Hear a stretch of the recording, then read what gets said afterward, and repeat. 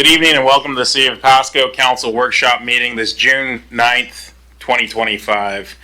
The city thanks you for being a part of your city government. And at workshop meetings, the council discusses issues but takes no formal action. Agenda packets are available for those in the ether at www.pasco-wa.gov/agenda for those present. Small table to the right under the blue agendas sign.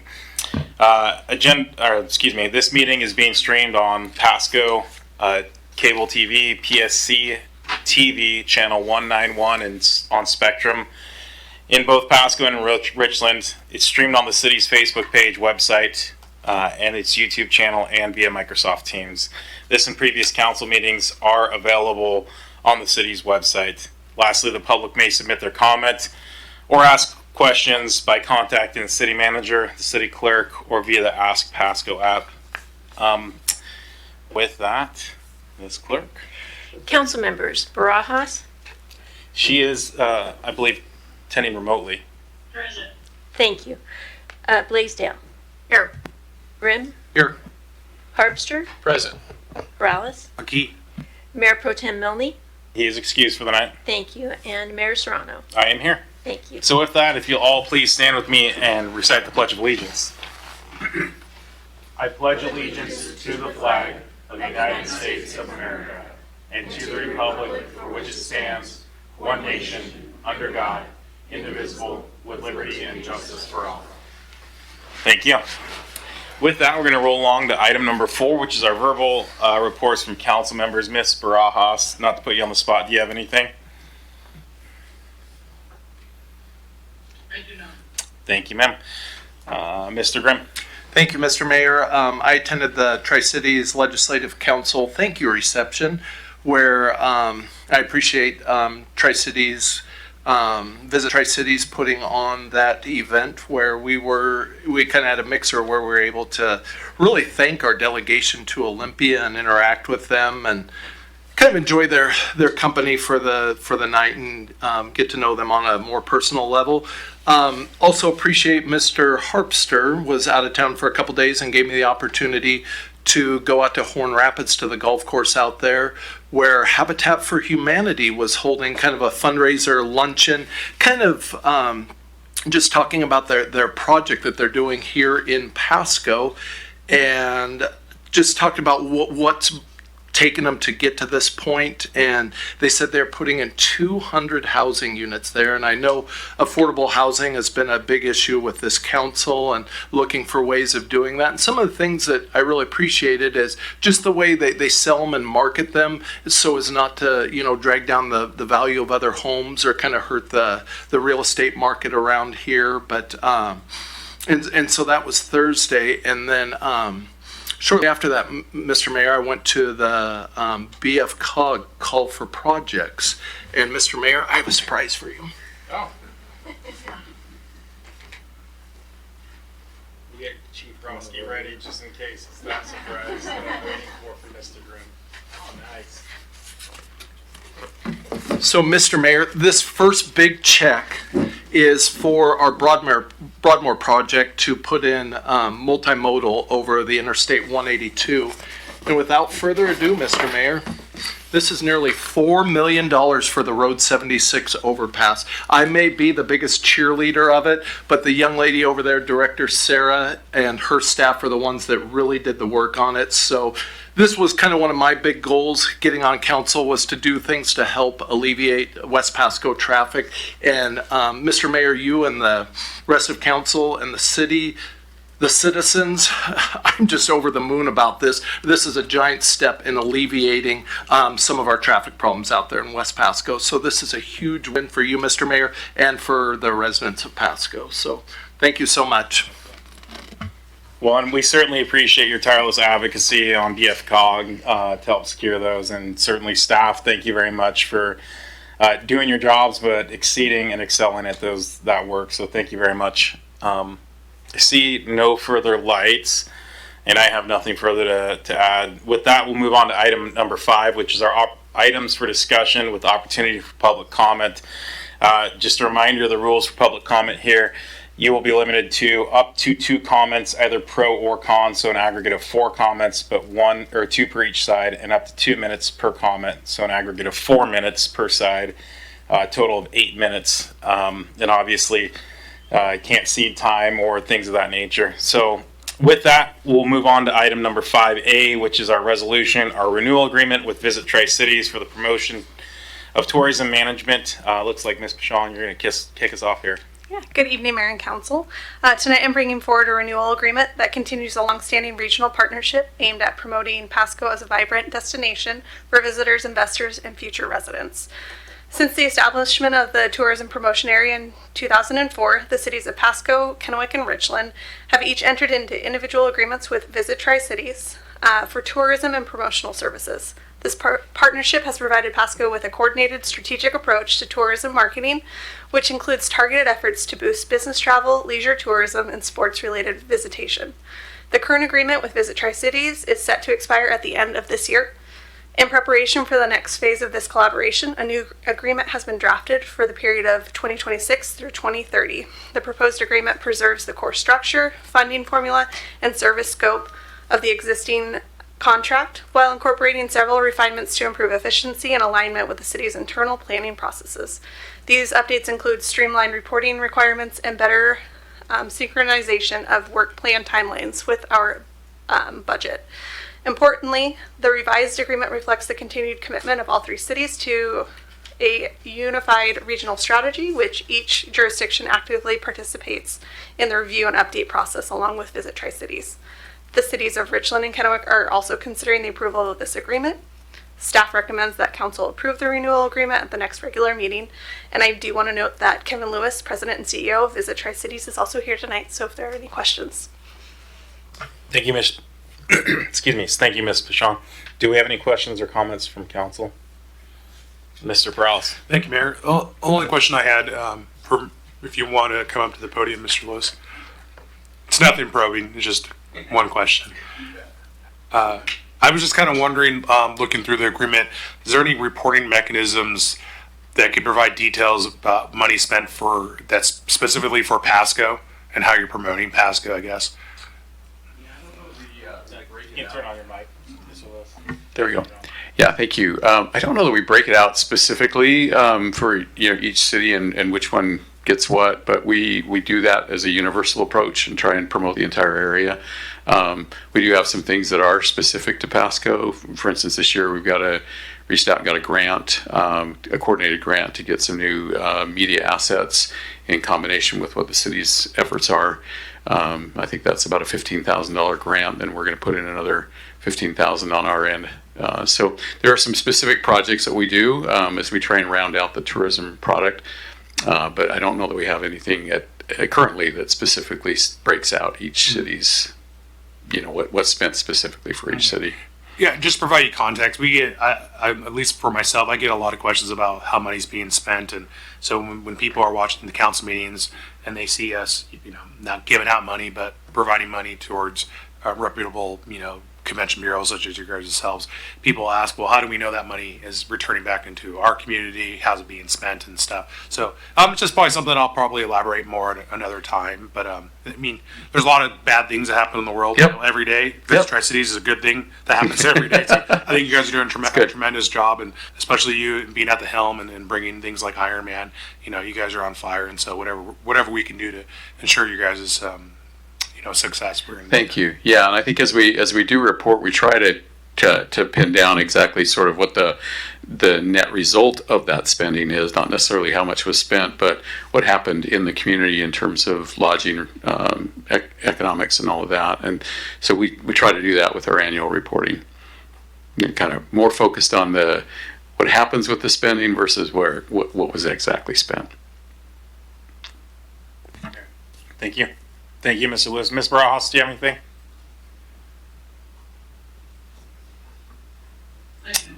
Thank you, ma'am. I'll just echo my support of this. Early on my tenure on council, I sat on the Visit Tri-Cities board.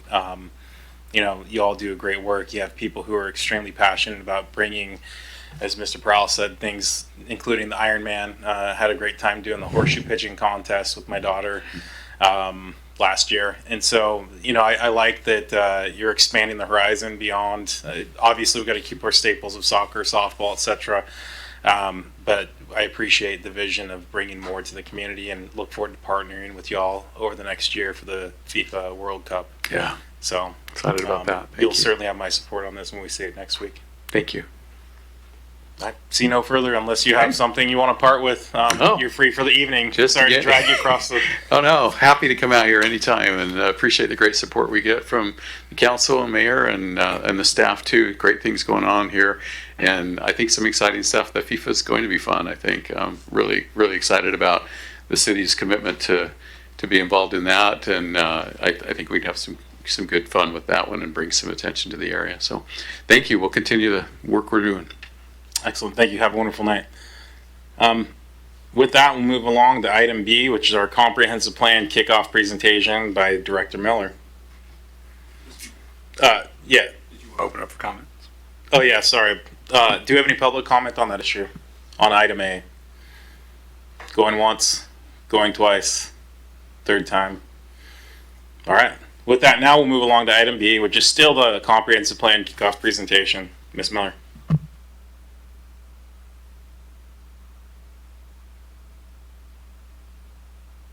Gotta turn this on. Thank you, Mayor. Good evening, Council. Tonight I'm excited to provide you with the comprehensive plan kickoff presentation. And this plan is related to Pasco's growth over the next 20 years. So it's through 2026 and 2046. And this plan will set the stage for Pasco in the next 20 years related to the population growth and the employment growth that is coming to our community. And tonight I'm joined online by Hope Frigi. I'm sorry if I'm pronouncing that wrong. I meant to ask you before. And Jeff Arango from Framework, and they have been instrumental in helping us kick off this project. We did retain Framework to help with this effort with grants from the state. So we got a pretty sizable grant for the comprehensive plan update, and then a grant related to energy, climate resilience that we're using in combination to pay for this help. So that is great to have that resource available. And if I do get stuck during the presentation, Hope or Jeff will jump in. And I also wanted to note that we have our Planning Commission in the audience. I believe we have 5 Planning Commissioners here and our chair, Planning Commission chair in the audience. And tonight was meant to be a kickoff for both groups. So I'll be describing the kickoff. Feel free to jump in and ask questions, City Council. And then at the end, the Planning Commission chair will have an opportunity to share feedback from the group, knowing that he probably can't cover everybody's feedback from the group, but maybe some general concepts. And then at the end of the presentation, we'll discuss the future joint meeting. I think it would be good, and I believe this was requested by council, to have a joint meeting with the Planning Commission to discuss higher themes. And then how this usually works is the comprehensive plan then goes back to the Planning Commission's court, and we do the heavy lifting and legwork and bring it back to council near the end. So it would be good to have a joint meeting, maybe July or August timeframe, to get some big ideas going. And then the bulk of the work will be done by Planning Commission while they take in staff's input and then council's input from these meetings. So without further ado, I'll go to the next slide. Does the keyboard, do I push, or next slide, please, thank you. So next slide, please. This is the outline of the presentation today. Next slide. And here are Jeff, Hope, and then I missed Matt Campbell. He's the planning lead on the project. So we have Jeff and Hope joining us from Framework. And then we have a few other consultants helping with different elements of the comprehensive plan. And some background for planning context with this plan. We have a list on the next slide of council's goals and priorities that are listed here. So as we are embarking through this update, we'll make sure and keep these priorities in mind. And these priorities actually go great with the comprehensive plan update as far as what we are wanting to achieve and how we are addressing the state requirements. And so what's new with this comprehensive plan as opposed to the last update is there's been a slurry of new House bills at the state level that cities are required to address. So each comprehensive plan before the state would allocate certain growth population figures that are worked out at the county level to the city, and previously had said you need to make sure that you have enough room for X amount of people. And so now this time around the state is saying you need to have enough room for X amount of people, but you also have to look at the different income levels of these people and plan for all housing types all the way down to 0% AMI and then well above 120% area median income. So that's a new requirement. There is a new requirement for a progress report after 5 years. Instead of just looking at it after you're done, cities will be required to go back and check their work after 5 years. The climate change requirements are also new. These are required at the state level, and it requires that cities address climate change, and there's a variety of different ways to do this, and also track and attempt to reduce greenhouse gas emissions. So this is a state requirement, and when we bring this through to the council and the planning commission, we'll be sure to note what is required by the state and what is above and beyond if you want to talk about that on a policy level.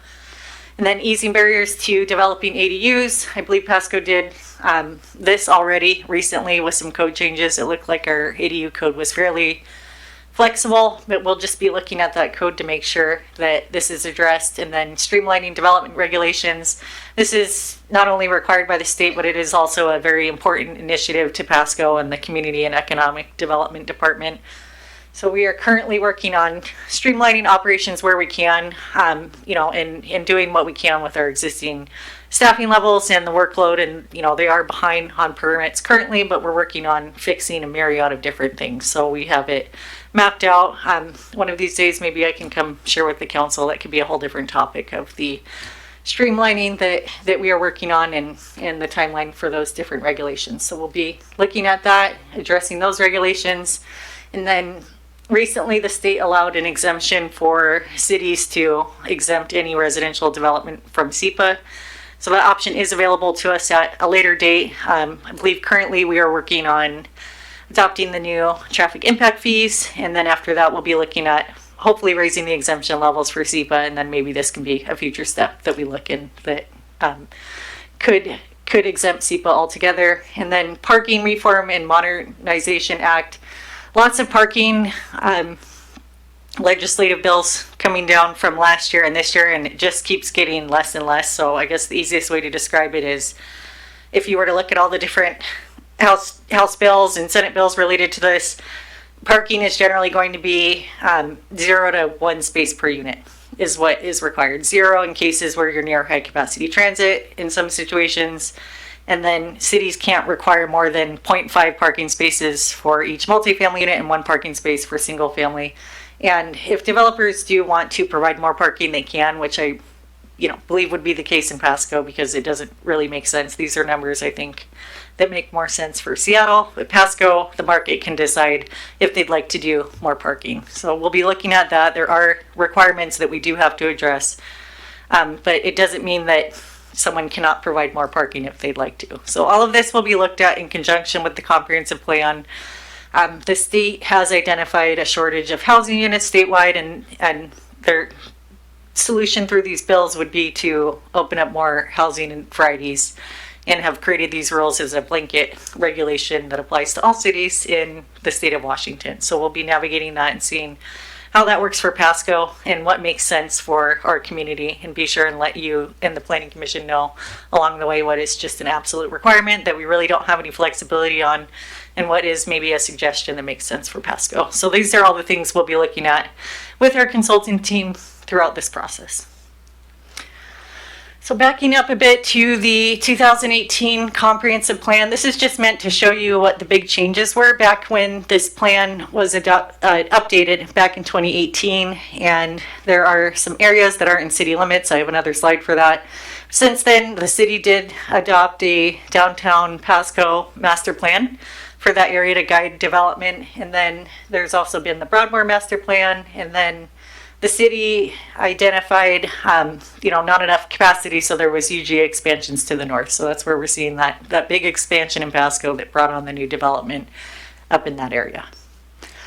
The next slide just zooms in on the Riverview area. This is just something we'd look at. I haven't dug too deep in the history of this area, but we do have a unique circumstance where there's two areas that are not within city limits. And then this slide, it's hard to see on here, but there's little numbers showing which areas were annexed into the city over time. So don't have a stance on this or anything, just pointing out that Pasco is unique compared to other cities with these areas in the Riverview area. So we will be looking at that. Then the next slide is a summary of our growth population. I do not have employment numbers, but it will work the same. So the basis of the comprehensive plan is to decide, and this is in conjunction with the state and the county and the city of Pasco. The state gives numbers to counties. The counties work with the cities. Pasco's in a unique situation because we are in Franklin County. We are the largest city by far.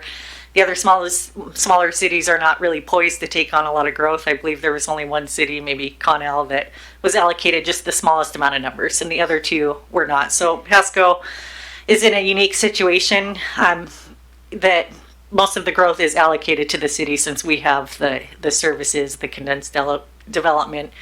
And so the estimate for Pasco is through 2046 is 121,290 people. So we're anticipated to grow to that amount by 2046. And that number might look familiar, oddly, if you're paid attention closely to the previous comprehensive plan.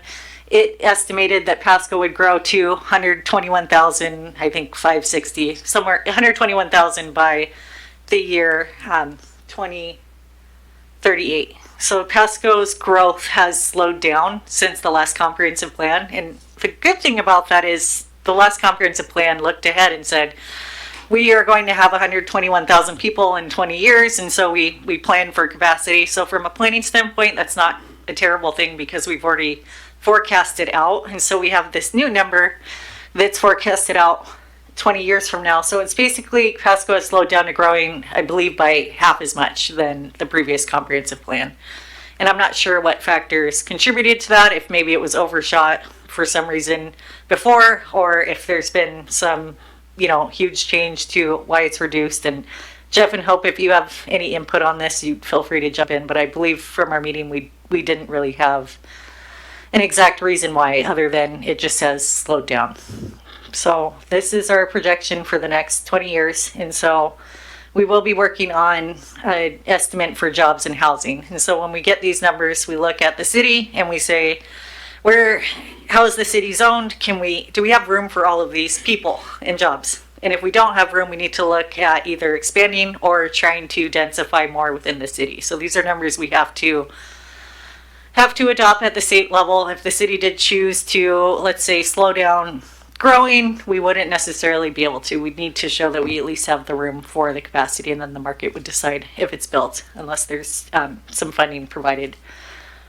So there's the total population, and then that equates to 18,831 housing units. And so that's the total allocated housing units that Pasco is required to address in the next 20 years. And there's another slide I'll cover related to the breakdown of that. And this also includes, and this is a new stipulation, 157 emergency housing units. And that's a requirement for the city, not necessarily to provide it, but just provide capacity for this use and be thinking about emergency housing.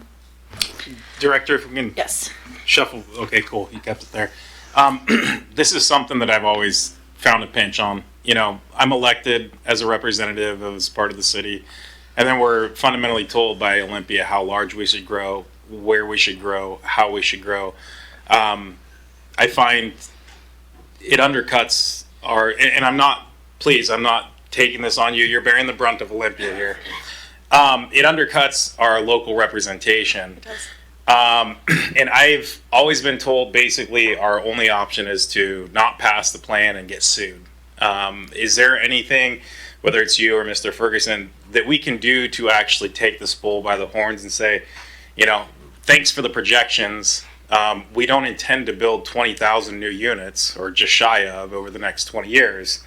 I would like to know that, and if our answer isn't can't tell you tonight, but down the road or an email, that's adequate. But I I moved here from California because we were getting zero lot lines. We were getting, everyone was building vertically.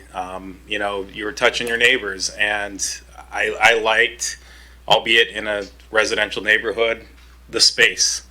We're going to lose the character of Franklin County and of Pasco, and that hurts. And so my hope is that we can do something for the population here. And maybe I'm a lone dissenting voice, but I think it needs to be said. So take that for what it's worth. Maybe the answer is, again, we'll dig into it, or we can't do anything, and here's why, and we'll get you more on it later. That's fine with me. It needs to be voiced, and I'm grateful for the Planning Commission, because I want them to hear my voice, and I want them to understand that there may come a day where I say no and risk a lawsuit if that's what it takes. Understood. And I did just go through this process at the city of Marysville, similarly sized city, similar sentiment to at least you. I haven't heard from everyone else, but the council there was very concerned about the state's blanket approach to all cities. And quite frankly, I think a blanket catch-all rule for everybody doesn't really make sense in most scenarios. So that's, my stance on it from a planning angle, that it just doesn't work well to do a one-size-fits-all. But that is the direction of the state. They've made it very clear that there's a housing shortage, like 300,000 housing units statewide shortage. And so their stance is requiring, variety of housing types and really creating zoning regulations for cities. So in a way, it does take the power out of our hands. And I think, the best way to maybe combat it would be reaching out to your decision makers at the state level. That goes for, anyone at the city, any of the residents.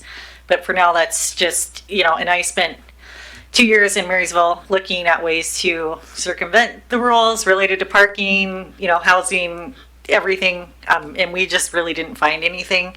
If you did, in theory, want to push back on the state, the risk we run as a city is not receiving grant funding. So if you have a comprehensive plan that's out of date, the state, and I don't know how many grants we get from the state level, I'm sure Maria could answer that, but basically if you apply for any state or federal grants and you're not in compliance with your comprehensive plan, you just do not get funding. So it's sort of, just an immediate punishment, I guess we would get. It's not as simple as saying, hey, we don't want to do this, and I believe you, and I have heard this from the community that I used to work in too, and I got asked that all the time. And really, I don't think there's a way to say no unless you're ready to not get grant funding and any other things that may be, occurring out of that. So that's something, I can speak with legal and answer these questions for you, but that's the response I gave before, and it applies here. So it's not as simple as saying you don't want to do it. And if it was simple, I would imagine many other cities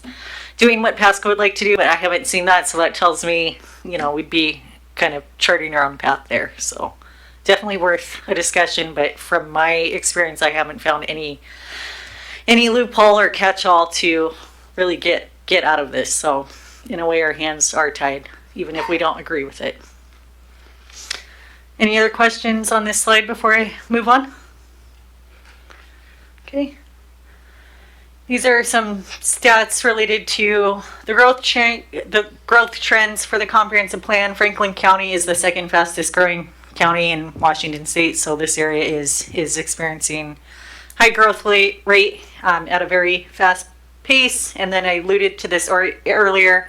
Pasco is taking the bulk of the growth, so the growth assignments are assigned by county. So when I did my first meeting with Franklin County, I was surprised. I'm like, why is Pasco getting all the growth? And I looked down and I realized Richland and Kennewick are in Benton County. So that was a newbie moment for me, but then I realized, so we're unique. We're not battling, but conversing with the other cities to spread out the numbers. It's basically like we get the bigger numbers, and it makes sense because of where the other two cities are at.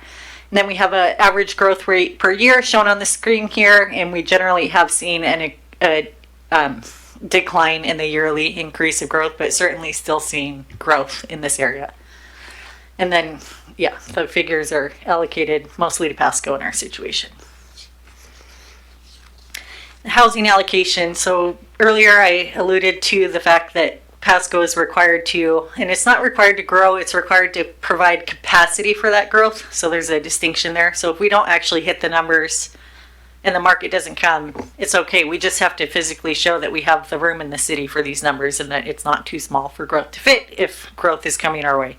So the 18,000, or I'll just say 19,000, nearly 19,000 housing units are now required to be divided up into these different income ranges. And again, this is a state mandate, but if we do not achieve these numbers, without state funding, I think we're good. We just need to show that we have the capacity for this. So the lower AMI down to people who do not have permanent housing, that's who we need to plan for. So permanent supportive housing, and then low income housing, and then the range, we have these different distributions. And so it's pretty evenly distributed.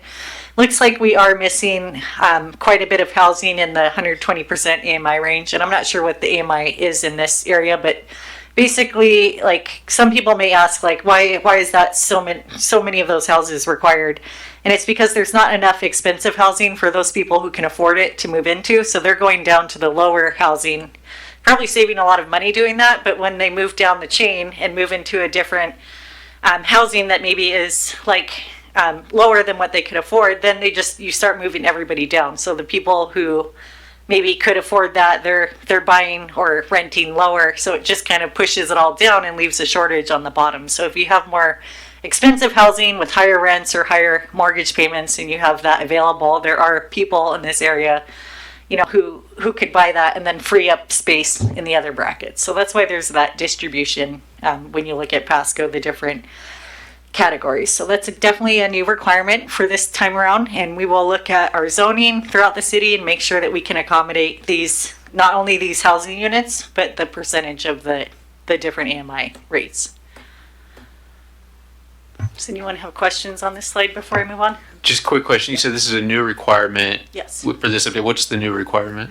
So before, like, new requirement, I mean, as compared to the last comprehensive plan update. So before it was just, let's say it was 18,000. I don't know what it was. Last time, 18,000 units, Pasco, make sure you have room for 18,000 housing units, period. This time, Pasco, make sure you have room for 18,000 housing units, but you have to address different income bands. It can't be all mansions. It can't be all ADUs. It has to be just a good, healthy mix of everything. Okay, gotcha. So as far as like meeting the requirement, we just need to show we have capacity for this in our zoning. So if entire Pasco was zoned for 1 acre lots, one house on each lot, we wouldn't meet the requirement. We'd have to show that we have different zoning, different lot sizes, different housing types to be able to meet this. Okay, well, while we're on this, once this is submittal ready, is it the Department of Commerce that reviews it for compliance and accuracy, or who at the state level is ensuring that we've done what they've required? It's Commerce. Okay. Yep. And there's another, probably a local review by, I'm actually forgetting their acronym, so I shouldn't have even brought this up, but I think it's BCOG. BFCOG? Yep. They asked to review it too. In the city I came from, there was actually, a similar organization that required them to look at it. I think BFCOG would appreciate to look at it, but basically it's the state certifying it. So after it's all done, you submit the paperwork. You're working with them throughout the process, so you're not just surprised at the very end. So you submit them the paperwork, and a few months later they certify it if all goes well. Okay, so one thing I know is there's a need for housing at every income level, especially lower income, like you spoke to. And so then the state will look at, we've got enough low, medium, high, the applicable zonings within those land use designations to ensure that we're hitting every need that's represented there. Yes. Is that what I'm saying? Okay. So within the zoning regulations, you zone, like, for example, if we took maybe, if there was an area that allowed for 1 acre lots in Pasco, and we could say, hey, this is likely going to address the 120% or more. We could say that without just beating it to death. And then if we created, emergency beds somewhere, that's obviously going to go toward the target number for emergency beds. And then if there was a permanent supportive housing project, like, we can't control that comes in. We can definitely maybe work with the county or get outside funding, but if we don't have the funding and it's not a direction, that's just our target and what we're aspiring to do. So we just have to show that the zoning could allow for income. So if you have zoning that allows for just studio apartments, you could tie that to one of these AMIs and say, hey, the rent comes out to lower and you just, there's not an exact science to it. You just look at the zoning, see what it would cater to as far as these AMIs, and then show your work that way. Okay. No, appreciate that. Hope and Jeff, did I miss anything with that? Is that how we're planning on doing that? I know that we haven't really started yet. I might be jumping ahead, but did I misspeak at all there? Yes, you gave a great overview. It really just needs to be demonstrated through zoning, and Commerce has some guidance on it. It's really mostly between single family, kind of middle housing, and multifamily are the big categories. Cool. Okay, well, thank you. Then we'll move to the next slide.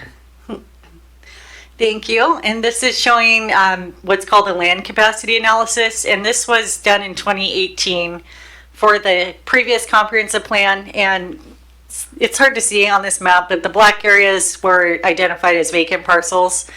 And then the pink areas were identified as underutilized parcels. And there's an equation you do that shows the value of the land and what else could fit on the land. So underutilized could be like one house on a 5-acre parcel. You would call that underutilized. Like it could be built out more. So this will be similar logic that we use for the comprehensive plan. This update where we look at basically all the parcels in Pasco and see, is there room to hold additional capacity? And the point of this exercise is to prove that we can fit those units in Pasco. So maybe we do that by looking at existing areas. If for some reason we want to stay away from densifying certain areas, then maybe we look at densifying other areas more and other areas less. So there's a balance that goes into it. So we would be doing a similar exercise for this year. For the next 20 years, look at the parcels, identify what's vacant, what can fit in the land capacity, and then look at our city limits and decide, do we have enough room? Do we want to expand, or do we want to re-densify another area to fit it? So there's definitely options we can go, but we still have that number and we have to address that number. That's not really an option for us. So moving on to project schedule and timeline here on the screen. So 2025 through August, we are doing research and education and looking over the Commerce checklist. So that checklist is what we submit to Commerce at the end. It's a checklist saying this is what's required in the update. So we'll be doing that and then working on the update through first quarter of 2026, drafting it, and then it's due at the end of next year. So there's a lot of work and we are getting started, and we'll be working very hard with the Planning Commission for the next 2 years, going through all of the different elements in that. Question on that. Yep. So typically it's due in June, as you know, in state legislature, one of their bills they passed was to extend it to December. Why would we not just still try to get it done in June and instead utilize the extension? I only ask because Kennewick and Richland are both not utilizing the extension and working to get it done in June. So what went into deciding that? Just how far along we go. I mean, with some director turnover, staff turnover, I mean, we're a little bit, I think, behind in that sense. Like, I'm not coming in with institutional knowledge, and I don't know, I mean, I don't have a lot of planners with institutional knowledge here, so that alone is just very difficult to fly through it at a fast rate. So we're basically going through it and looking at the requirements and going, as fast as we can. But I would, just to get it done in June, unless there's a good reason, I would say we'd need all the time that we could get to get it right, just because, we're missing that in the planning division, the institutional knowledge that helps move these things through faster. So most of these issues, we're relying on Dave or Richa or someone that's been here for a while with institutional knowledge, but I would say we would need that deadline, but always trying to get done sooner. If we do end up speeding it up, sure. Yeah, getting it done early is a great thing, great goal to achieve. Okay. That's helpful because somebody who I know that does commercial construction in Pasco was asking if we were planning to get done by June. I said, I'm pretty sure. And I know he's going to follow up with me, and so I just want a good answer. And that answer makes sense at Kennewick and Richland. I mean, their folks have been there for like over a decade in the same position you're in, so appreciate that response. Thank you. Okay, and we have some draft branding proposed for the comprehensive plan, and we will be on the next slide reaching out to the public, to engage with the public, and that's really important for the public to be engaging during this process. So I have a list on another slide that I'll get to, but if you have any ideas, the council or planning commission or even staff, of groups that we can get out to that, you know, aren't maybe the normal groups that we'd interact with, we'd love to be able to stop by Rotary and maybe present while they're eating lunch and just get out to these different groups. And we have a pretty good list going. But, you know, engagement is really important. I do appreciate that Pasco has a lot more people coming to these meetings than I was used to at my previous city. So I know the community cares. And the best way to participate in this is through the comprehensive plan and not when development is happening right next to your home. You know, that's when people get frustrated, and it's really hard for me. You know, I've been sitting down with people since I've been here, and it's difficult to explain, like, well, you can't really do anything about it. People don't want to hear that. So this is like the process where we're deciding where, you know, homes are going. It really lays the basis. We have a number, we spread it out, and yes, it might be hard for a neighbor to experience development next door, but most people should be aware in city limits, you are in a city, the state requires cities to densify. So if you really don't want development near you, you know, maybe look at the county. And that may sound short and just, you know, a stock response, but it really is the truth, especially with these new state numbers. So if people can participate in the process, we would really appreciate it in CED, just so we can get feedback. And we may say, you know, we can't do that. We can't just wave the wand and get rid of density everywhere because the state requires it. And people don't really see the difference between city, state, or any of the government organizations. So we're frustrated, but if we can get the word out to as many people as we can and at least explain it, you know, and I'm willing to go do those presentations after hours or during the day, just let me know. So we want to get a hold of as many people as we can in Pasco to explain, you know, the basis, and maybe if they understand it more, then they won't be as upset when they see development next door. And some people like development next door. I'm not generalizing that everybody hates it, but, you know, those are usually the people we hear from in CED. So we have the timeline here for engagement. Then the next slide shows, you know, Sorry, some can of we our go back goals. one slide? Yep. I'll just One of the start questions stopping. I was going to ask was, what's the engagement plan? Please don't say just survey. So I like that you added on to it. The public engagement event, they're number 2 on activities. Is that planned to be something like kind of an open house at a local business or venue here in town, or what does that look like? Yes. I'm not sure specifically what that event is, if we even have it tagged for anything specific, but I was envisioning hybrid events where there is an in-person option, because not everyone wants to go online. Going online is very convenient for most people who are working full-time and, you know, can't make time to come to evening meetings or during the day when they're working. So we do want to push, you know, a heavy amount of online options and surveys, but that's not to say we won't have in-person attendance. And if that's important to this group and the Planning Commission, will make sure and do that. Thanks. Okay, I think we're ready for next slide here. And this is basically what I just touched on ahead of time, so we can skip this, related to awareness and wanting to have people participate. And then here's a list of stakeholders that we were brainstorming. So if you have any good ideas for organizations to outreach, you can maybe let Dave know and he'll pass the information on to me, or somehow get it to me, or you can suggest them at the meeting too. But we have a good list of different groups, and we're just trying to basically get out to as much of the community as we can. Question on that one. So I see low-income residents, but as we showed a few slides back, high-income residents are going to be impacted by this comp plan update. And then we've got Spanish-speaking residents, which is great, but a majority of our population also speaks English as well as Russian. Mm-hmm. Those are really the 3 primary languages spoken. I know you didn't put this together, but for the folks at Framework, that'd be helpful if that's a complaint we've received in the past, that we sometimes do English and Spanish on our materials, but if we can also include Russian. There's several schools in Pasco that their primary language is Russian, so that would be helpful. So I feel we're missing. This feels like a weird list: a stakeholder being low-income residents and Spanish-speaking residents, when there's so many more other groups. And then I don't see Home Builders Association or developers or Tri-City Association of Realtors, and maybe that's under associations and outside agencies, but I mean, those are the ones that are going to be implementing this comp plan through building out the housing that we need. So maybe just from the framework team, I'd be curious why we chose those and not others. Yeah, thank you for those comments. This is just a subset of the laundry list that we have in the public engagement plan that will be submitted to Congress, so I completely agree with you.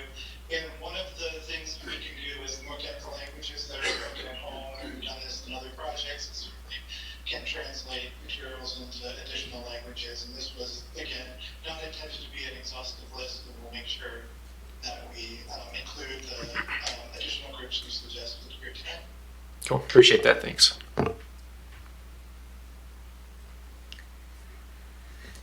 Thank you, Jeff, for responding there. Then here we have, let's see here. This is just more planning related to the survey where we release a vision statement to the community and then work with Planning Commission and in council. And yeah, back to what I said initially, it does help if we hear from as many residents as possible to get their feedback to make sure we're getting voice from the entire community as we go through this process.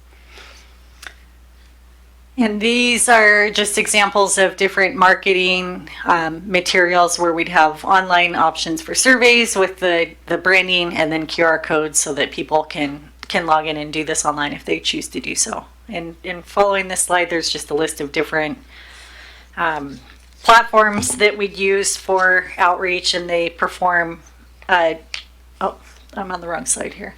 Okay, go ahead and go to the next slide. Okay, online tools. So these are different online tools that, Hope, would you mind just jumping in for a few seconds and letting me know what these different platforms do? I did write it down, but I think it'd be quicker if you just maybe covered it. Yeah, absolutely.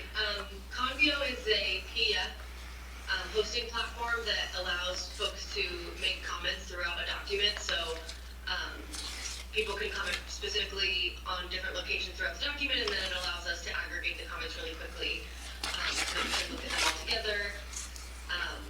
Miro is one that we use for focus groups. It allows us to look over graphics and other maps and images with people in the group, and they can make comments and work in the document together.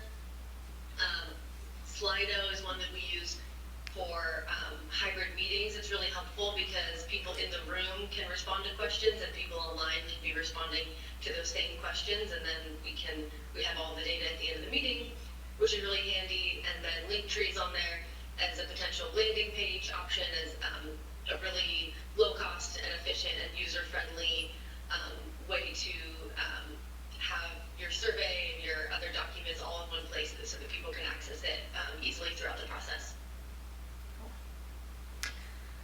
All right, thank you, Hope, for that. I really appreciate it. And down to the final slide, this is just an opportunity for discussion and questions, and we can maybe one more slide.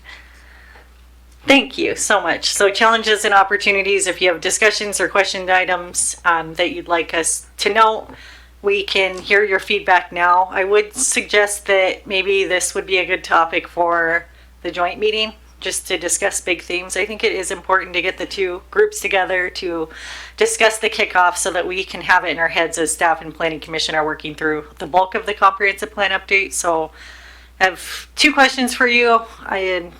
First question is, do you want to discuss any of these items? If so, go ahead. And second question is, after the planning commission's chair speaks, was hoping we could iron out some joint meeting details, like a future date. So just I'll open it up to council to give any feedback, and then after that we'll invite our chair to come up and give some feedback too.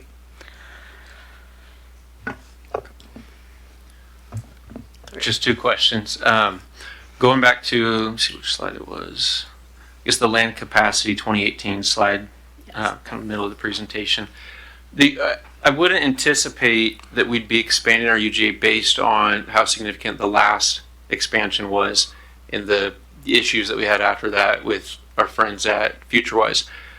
So, and I note that most of that area that we expanded, maybe 15 to 20% of that is built out or in the process of being built out. So there's still just a ton more to go. Does Commerce take that into account, that between now and the next update, 8 years from now, we couldn't even fill that expansion. So, I mean, are they looking at like, hey, 16 years from now, when there are 2 updates down the road, then we expand it, or are they going to want us to expand based on the data you shared earlier and not necessarily based on what's built out? Yeah, I think it's on us to really dig through it and show them our work. So if we do show that we don't have enough capacity and that we believe an expansion is warranted, then we do that and then they can confirm. So they would be looking at it now. And I haven't, and I don't really actually even know, to be honest, if we need to expand or not. I feel like there is a lot of room, but until I run the numbers and see, I won't have a suggestion. I have a hunch that maybe we need more for industrial lands and jobs, but I'm not sure either. So I'd have to look at the numbers. But if we can show that we can fit the capacity in the city limits, that's definitely the first request from the state per the Growth Management Act established in the 1990s to densify within city limits. So they're really trying to get condensed services in the city area. So growing and sprawling is usually looked at as yes, you can do it if you need to, and you need to show us that you need to. Right. So. Okay, that's kind of what I thought. It wasn't going to be necessarily council's majority opinion or staff's thoughts one way or the other. It's going to be a data-driven answer. Yes. Okay. The other question was, how should individual property owners reach out to framework or staff or whomever if they want their parcel land use designation considered for change? They can reach out, to me if they'd like, and just send an email, and we'll compile the comments. I believe when we get a website up to date, we may do a stock email for people to send their comments to. But if I get them, what I'll be doing is forwarding them to our administrative staff to reconcile and just keep an ongoing spreadsheet of the comments and the topics, and then we'll identify themes and be able to share that with the decision makers that, hey, we heard from 100 people and they all want this, or and we can do this or we can't do this and this is why. So we'll organize the comments, but for now I would have them send them the ideas directly to me, and then if we do figure out a different format online, like through a form or a survey, we'll do it that way. Okay. Appreciate that. Yeah, good questions. Mr. Browse, go ahead. Thank you, Mayor. How are we capturing data for units? Yeah, I think the figure you said was 121,000 people by 2046. Then we need 18,000 units. So are we capturing that data so I guess starting next year? I mean, if you do the math, it's over 900 units a year.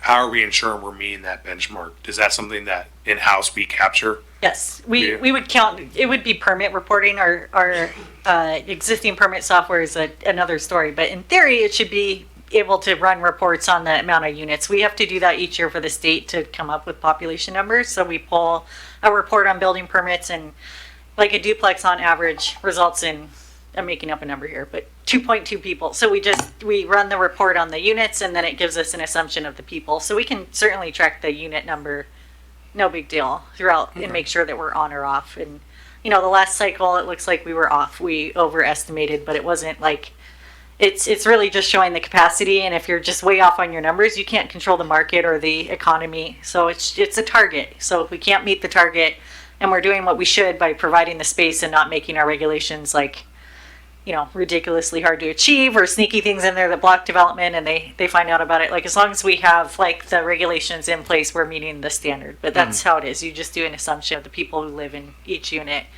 knowing that it'll be a little more in some cases or less, but you go by the average. Do you think we'll ever meet that benchmark?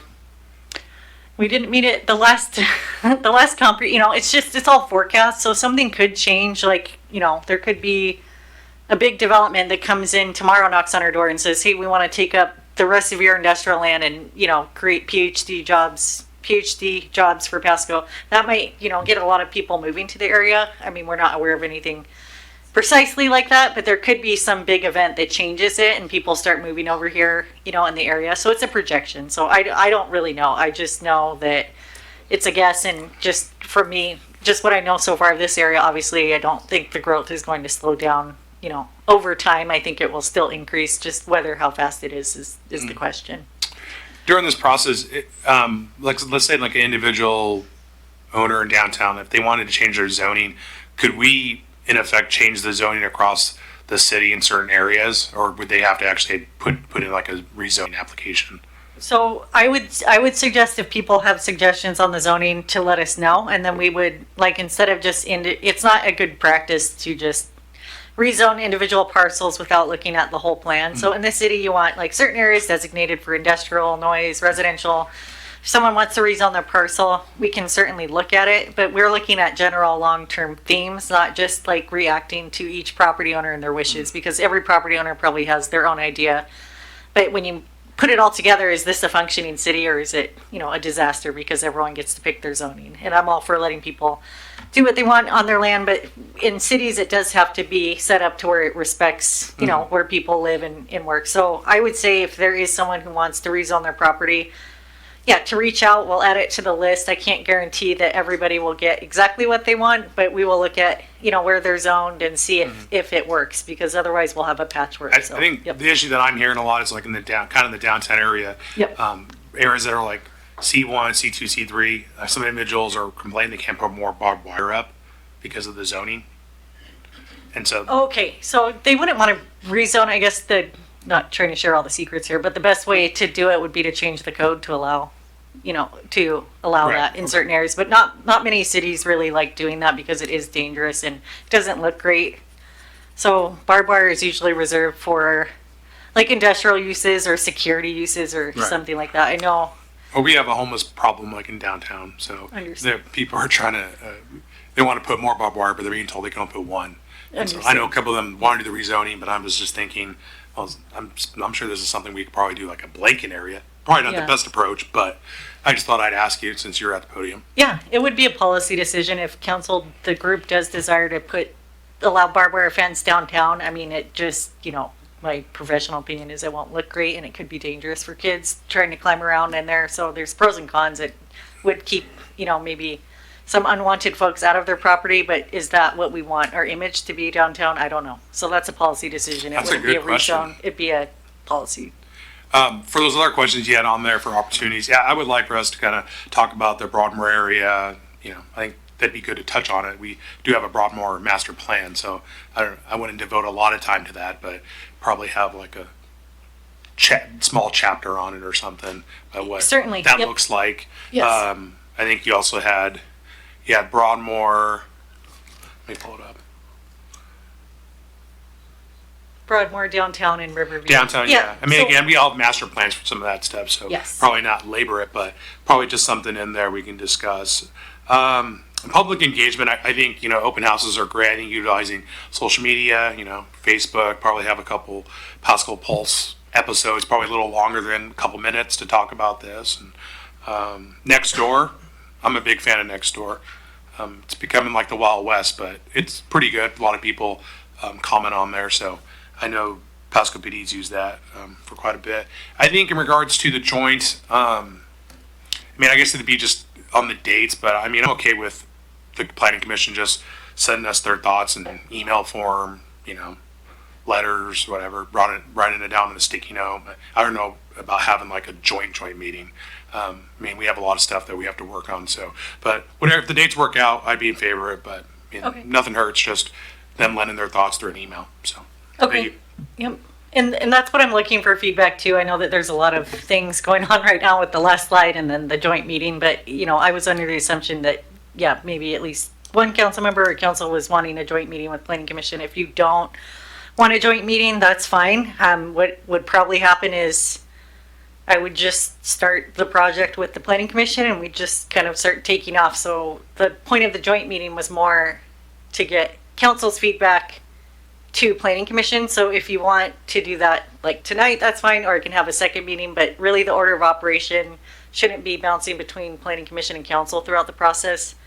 Planning commission's role is to really do the legwork on it, but we wanted to have an initial get together just so like they know, so we don't do all of this work and say, 20 units are allowed per lot everywhere, and then it gets to council and council's like, that is not anything close to what we want to do, we're denying it, and then it's just not good for anyone. So that was the idea, is like get everyone in the same room, maybe talk about specific themes so we can keep it in our mind as we're working through it. And then if there are some things like throughout the comprehensive plan that I feel like we need to check in with council on before we start going one way, I'll suggest that, to our city leadership team, and if it is allowed, if that's okay with the Pasco way, then I'd bring it to the council. So I will be doing informal check-ins throughout the process, but that was the idea. So if you don't want a joint meeting, it's definitely not required. We would likely just take your input from this meeting or even have a second workshop with council. And I would put together your comments and basically relay those comments to planning commission if that's how you want to do it, and keep it separate. So I'm easy with which way you want to go. I just need direction on that. Thank you. And thank you, Mr. Ross, Mr. Harpster. Yeah, I was just going to add my 2 cents. I was the one that reached out to both yourself and Mr. Zabel on doing a joint meeting. For the reason that you just stated, the planning commission is going to do the legwork for several months. And so I would hate for them to go down one path and then it comes to council, like, oh, we would have wanted to go down this way. And then that's not good for anybody. It's so much wasted work. And so I think it would be great if we could have a joint meeting where we sort of roundtable priorities and discuss the focus areas and make sure that we're getting them set off on the correct path. And then, like you said, to your point, maybe informal check-ins from there on out. But it's a scary thought to me that we talked about it tonight and then in a year and a half come back with planning commission's kind of final, here's what we did. And I just think it'd be better to have a joint meeting with all of us to start off on the right path. So thanks.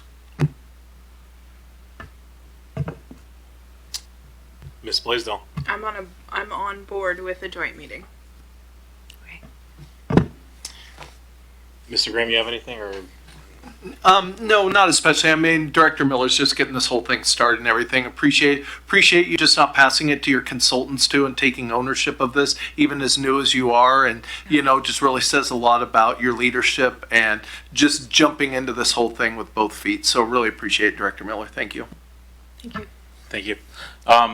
With that, I know you've asked or invited the Planning Commission Chair to come on up and say a few brief words, and I'll caveat it with that. As to the meeting, I know you're kind of seeking direction. I'm open either way. I think the meeting has benefit. I think we do need to let me be clear about this.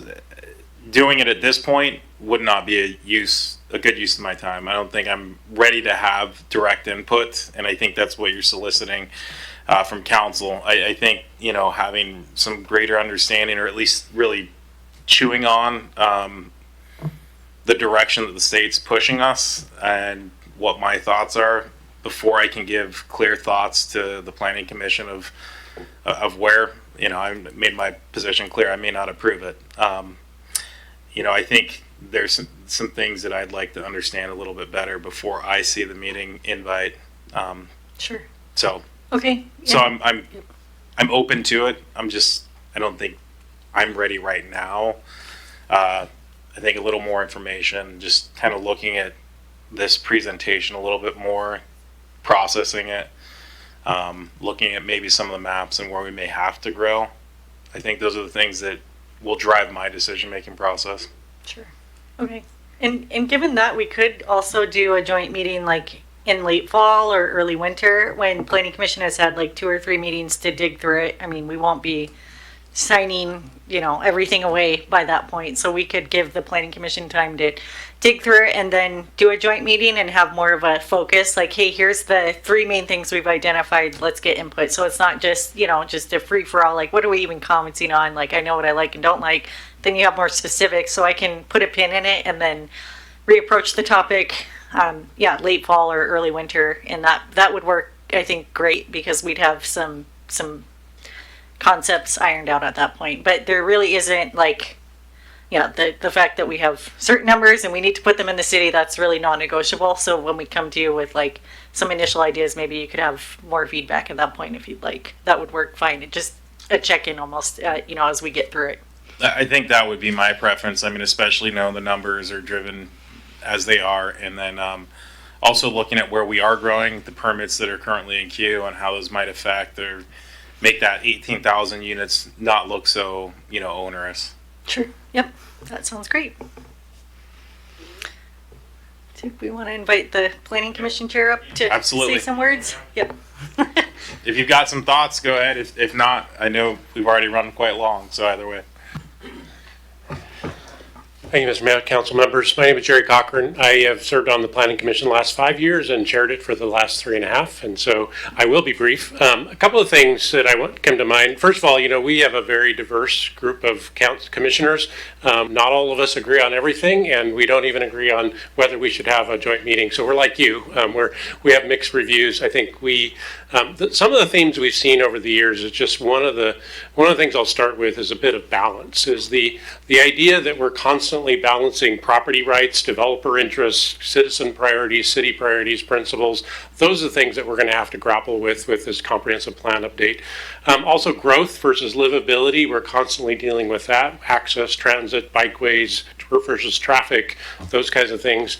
The other thing that we encounter fairly often as the Planning Commission is the notion of passing codes but not enough resources to actually enforce them. So that's another concern we have is I think we have 1.5 or 2 code enforcement officers for all of what we do in Pasco. And so that's a bit of a concern is that you can't enforce it anyway. So why do we get bogged down in too much?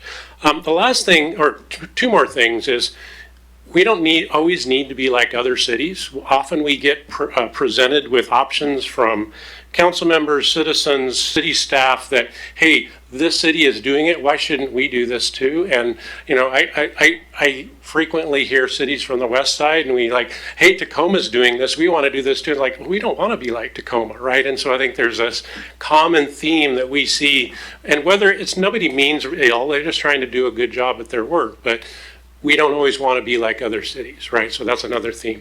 The last one is actually right on, you teed up for me, Mayor Serrano, is we also see this constant pressure from the state. And the state either tempts us with grants, we become addicted to grants, we become addicted to bribe funding. If you pass this ordinance, we'll give you a staff member and we'll fund a staff member. And so my feedback is we've seen a lot of that. And I think we always see these things coming down from the state, and I think we have diverse opinions on the commission, but we also would encourage you to push the envelope a little bit and not become addicted to state grants and funding, and also sometimes say, what is the real requirement? I mean, even we spent a little bit of time talking about the income levels for housing units. If you look at the Commerce website, that's guidance about implementing the law. It doesn't mean we have to take the letter of that everywhere we go. So I'd encourage, I'm out at the lab, I'm the Associate Lab Director and Chief Digital Officer. I deal with federal government requirements all the time. We are constantly pushing back on the Department of Energy. It's like, that's not what that says, and we're not going to do that, right? And so I'd encourage us to take a little bit of risk envelope there, and I think that kind of represents what we've seen in the commission over the years. But we have a diverse group of people with different opinions, just like you do. So thank you for the time. Thank you, Chair Cochran, and thank you, commissioners, for spending some of your evening with us. I do appreciate that notion of, I too at one point worked out on site, and there was a notion of see something, say something.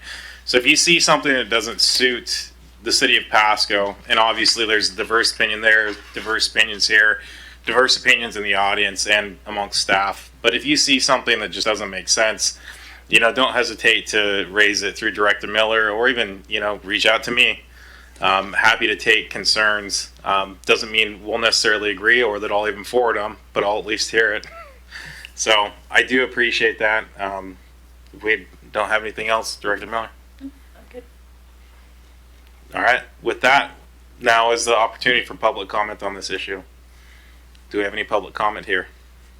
Going once, going twice, third time. That'll move us along to item C again. Commissioners, thank you for spending a good portion of your evening with us. Thank you very much for your work and dedication. We do look forward to seeing some traction, and then hopefully we can figure out the best part of the process to meet so that we can spend our time effectively. So thank you again. With that, item C is evaluating building code enforcement. It's going to stay with you, Director Miller. And not for long. So I have the pleasure of introducing William Hill. He is a certified building official and he works for BHC Consultants. I believe he's been there for 15 years or longer. And he's the project manager for building and construction code compliance. And Willie has helped us immensely with this project. He has years of expertise on this topic, so he'll be up here presenting. I'll be over there if you have any questions, but I'm going to turn it over to Willie.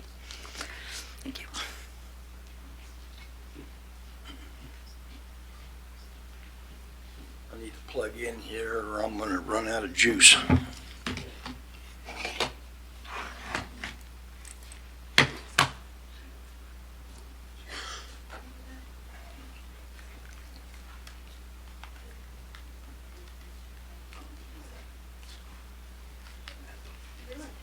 I'm sure you got someplace there for me to plug in. Oh, wow. Yeah. Okay. I think there's one right there. Wow. Just don't blow our fuse. I think that's right. Has the fire marshal looked in here in a while? Okay, this has got to get here. Well, thank you, council, for having me here. Taken with Regia and Framework. I'm on the Frameworks team. Jeff Marengo and I went back a lot of years to the city of Langley while I was their contract building official, and Jeff was their city planner. So we worked together way back there, and he tracked me down on this project. I'm retired, at least I thought I was. At the end of the year, I've got 40 years in this business, and I'm just kind of hanging around helping BHC out. I built their construction code compliance division some years, but have kind of moved on, and I enjoy doing this sort of stuff, helping out communities and helping kind of navigate codes. It's interesting. This presentation on the comprehensive plan, I was sitting here thinking, it's interesting, and it's something that's important to building codes. The comprehensive plan goes out 10 years and further. And you got these updates you have to do. The building code is in a development process, national, every 3 years. Every 3 years, a pile of new codes come down the line. It starts at national development, code development, down to the state levels, and then the local levels. So it's a dynamic process. It's a very dynamic process, and staying up with them is not always easy. So I'm not quite sure how you want to present this. You want me to go through the slides, or okay?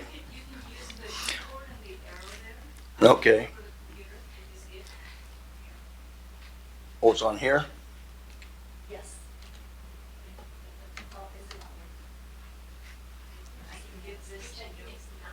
I have it on mine here. I've got some talking points on mine You can press this too. that, okay, to go to address some of these areas here. Feel free to stop me, ask any questions. We don't have a lot of slides here. We only have a handful. I've got some narrative that I'm adding to each one of these explanations. As I said, feel free to ask me any questions as we go along this here. Project background: the goal of activating downtown includes allowing for events and programming in buildings. Complaints of restrictions: the big gorilla, sprinklers. Okay, that's the big gorilla here, and that's what we heard a lot about. And how those sprinklers are regulated, how they come about. Is there any leeway in how you can address the buildings and the sprinkler requirements? So we've looked into that.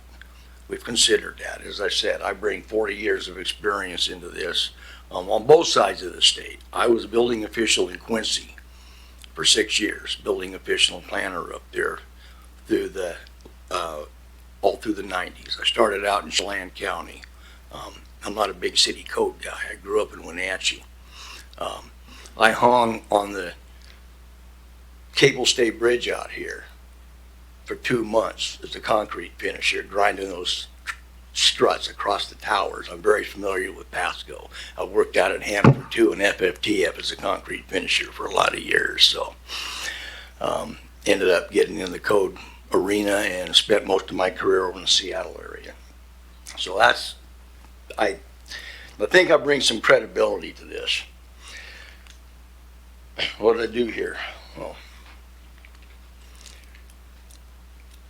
so we need to understand the code basis for these decisions in order to best understand how we can support businesses. What are some of the latitudes available to us when it comes to, again, the big gorilla, sprinklers.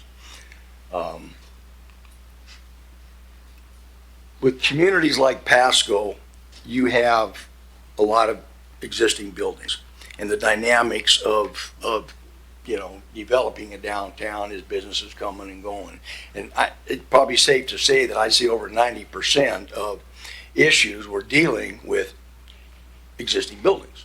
We're not dealing with new buildings. We're dealing with existing buildings that have been standing, 30, 40, 50, 60 years. And different buildings, different owners want to do something different in them.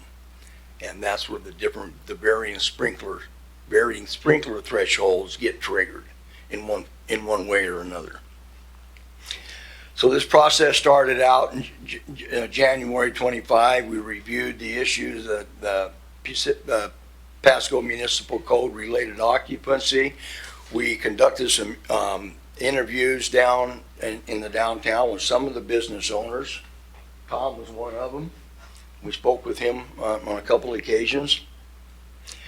I went in and in March, we reviewed the IBC building code and a memo on the findings that we've got from the downtown business owners, and speaking with some city staff. We met with Mr. Rice one afternoon in the commercial kitchen project, so we've had discussions with him. And then in May, we had a meeting with the consultation with the city team. And we kind of highlighted what we were going to do. Richa was involved with that, and kind of talked about where this was going and what we wanted to bring forward. The main findings are the sprinkler requirements, occupant loads, nightclub viewing areas, definitions, specialty temporary uses, karaoke, informal dinners. Those 4 bulleted items there are primarily what all of this is circled around and what we have responded to, and what I'm prepared to go into a little more detail on this. Did you receive a printed copy of a whole bunch of code stuff? Okay, I'm not going to read that. I'm not going to take you through that. It's kind of for reference as I go through here. Read that at your leisure. You might even want to take some notes on it as I mention some of that stuff going through these slides. Everybody got one? Yeah, we received it in an email. Oh, in the email? Yeah. Okay. All right. It was like a 4-page document you talked about. Yeah, okay. All right, good. Okay, findings and takeaways. You need to clarify among staff and constituents. When are sprinklers required? What is a nightclub? And what constitutes a viewing area? Those 2 elements there came about in the code changes in 2006. Prior to that, nightclub wasn't addressed in the building code. Have any of you heard of the Rhode Island Station nightclub fire? In that handout that I put together, there's some links in there that you could go to. There is a plethora of videos of that fire from different angles, different perspectives, and it's very dynamic. 100 people died in that fire, and it went up like that. That is what the requirements for nightclub got in the code to try to address. That fire was in 2003. Prior to 2006, the occupant load that drove sprinkler requirements in assembly uses, eight uses being restaurants, bars, clubs, those were all assembly occupancies. The occupant load threshold was 300. You didn't have to have sprinklers till you had an occupant load greater than 300. That was in 2003. 2006, national codes changed that to 100. So, pretty safe to say most of your downtown buildings predate 2006, don't they? So there you go. When those things went in, maybe it was a bar, maybe it was a restaurant, whatever, they didn't need to be sprinklers. That's why probably almost all of your existing buildings don't have sprinklers, because they weren't required at that time because of that threshold. Along comes the definition of nightclub. And this has thrown a little bit of a quandary in the works statewide, not just here in Pasco. Other jurisdictions have kind of struggled with this around the state over the years. The one part of that definition that the nightclub that stands out is the part of the viewing area and the dance area of more than 350 square feet. Seems pretty straightforward. You know, if you don't have an area greater than 350 square feet for viewing or dancing, it's not a nightclub for this definition, for the sprinkler threshold. Well, you've got a 1,200 square foot restaurant with nothing but seating and tables over there. And you've got a guy over there in the corner playing guitar or doing the karaoke. There's no separation between him and the dining area. Some code officials will say, you got 1,200 square feet of viewing area. It's right there. But it goes hand in hand with viewing and or dancing areas. So what normally gets done is the delineation somehow. If it's a carpeted dining area, I've seen tile floor put out there. Some sort of delineation for that 350 square feet.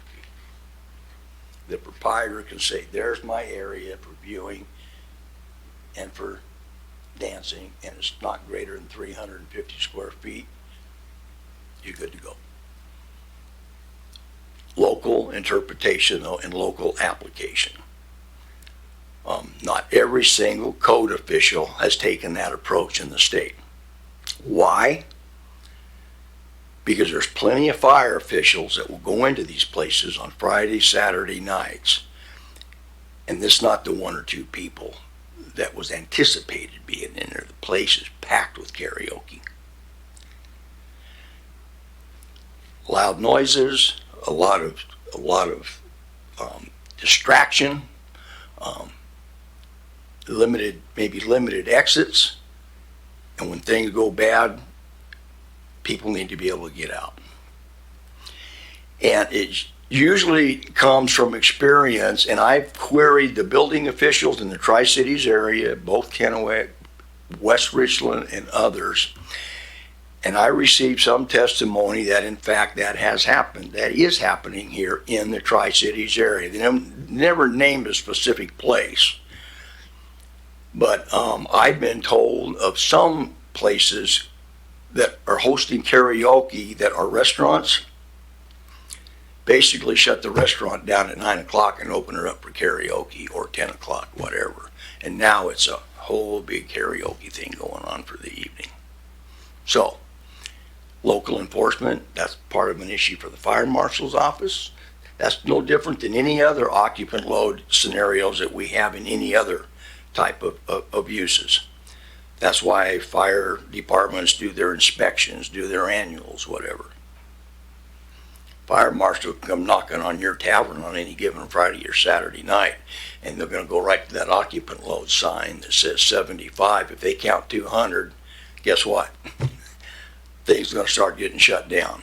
That's the way codes have been administered and how the enforcement is taken on codes for a lot of years. And this really is no different. You tell the code official, this is my 350 square feet. Code official says, okay, you're good to go. Fire marshals roll in there some night and that ain't what's going on. Then it's start over again. Any questions on that? So there's I explained a little bit about the occupant loads.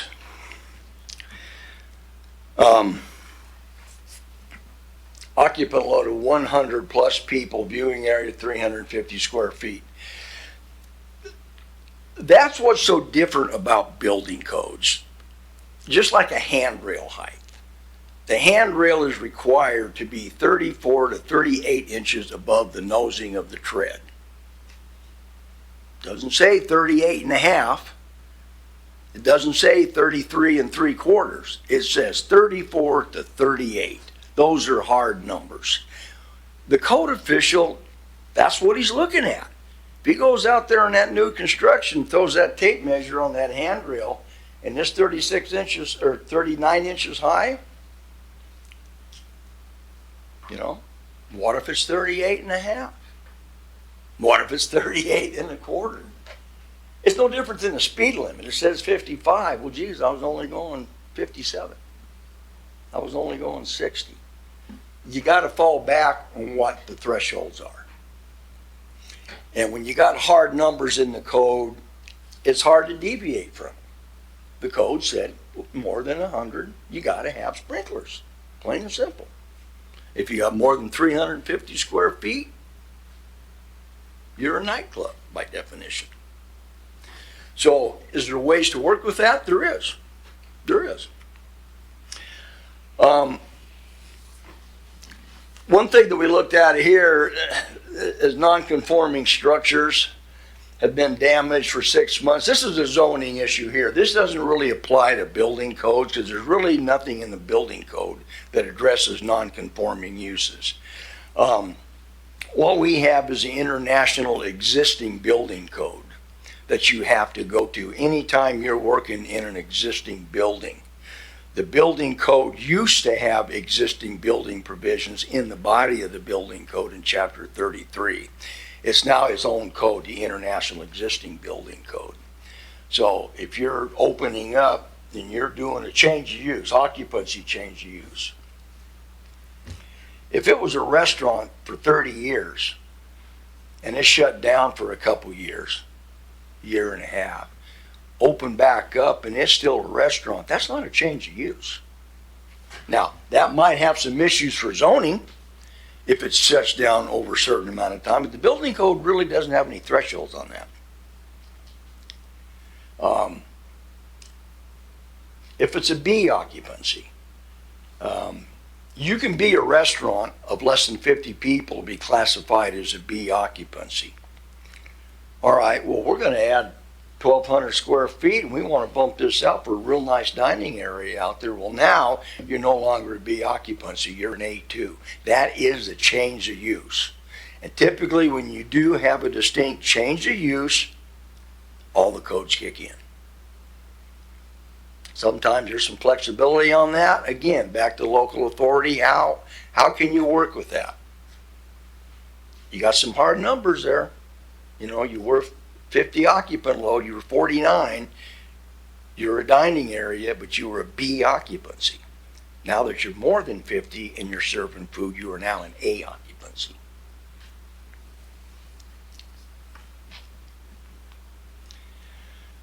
Here's what we got. This is something we ran across. That one of our recommendations is to clarify this. You do have a nightclub definition in the Pasco Municipal Code in the zoning part. That's in your chapter 25. Okay? That's a complete different purpose for that than what you've got over here in the State Building Code 1927 for a nightclub.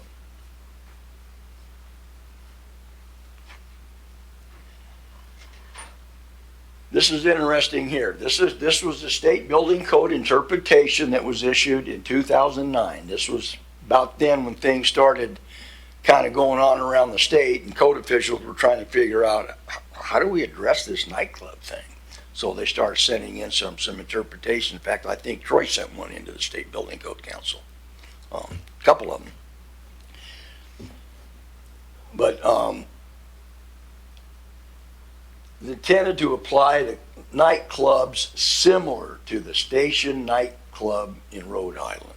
That's a pretty strong statement there. One of the things we push as code officials in the state when it comes to administering the building code, Pete, were you a builder? Not me. Well, I thought I understood that you had building experience. There's the letter of the code and the intent of the code. And the intent of the code is important.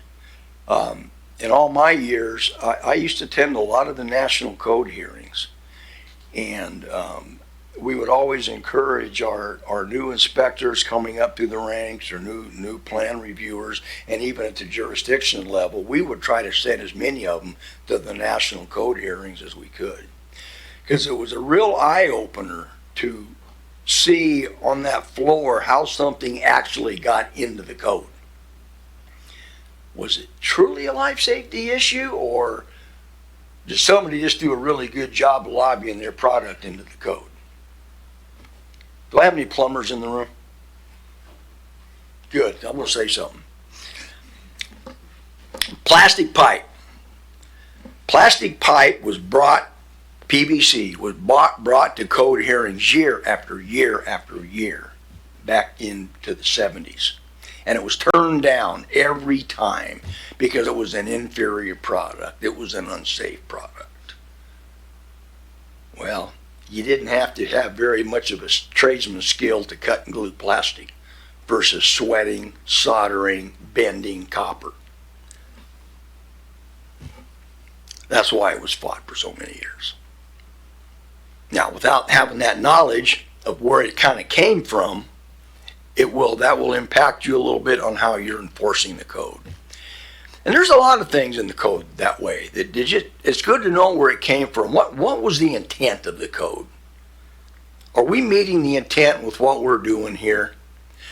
There's one of the most underutilized sections of the building code is section 104, alternate means and methods.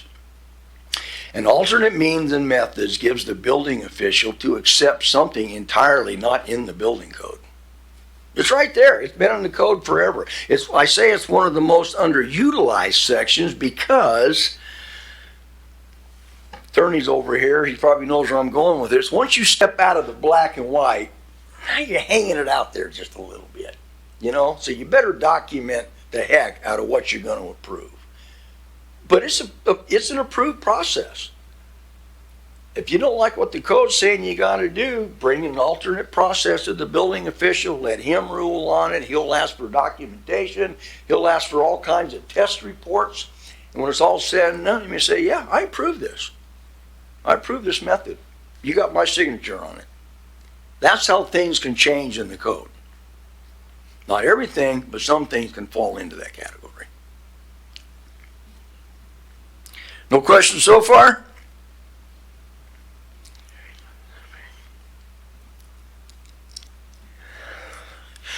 Okay, so I explained to that the whole Station nightclub fire in Rhode Island. Again, I encourage you to take a look at, go to a couple of those sites and watch that. It's very eye-opening. Here's ways we can comply. Here's what we can do. And what I found is being done here in Pasco currently. Pretty standard what the rest of the state's doing, how they're addressing it, using these ways right here. Using those right there.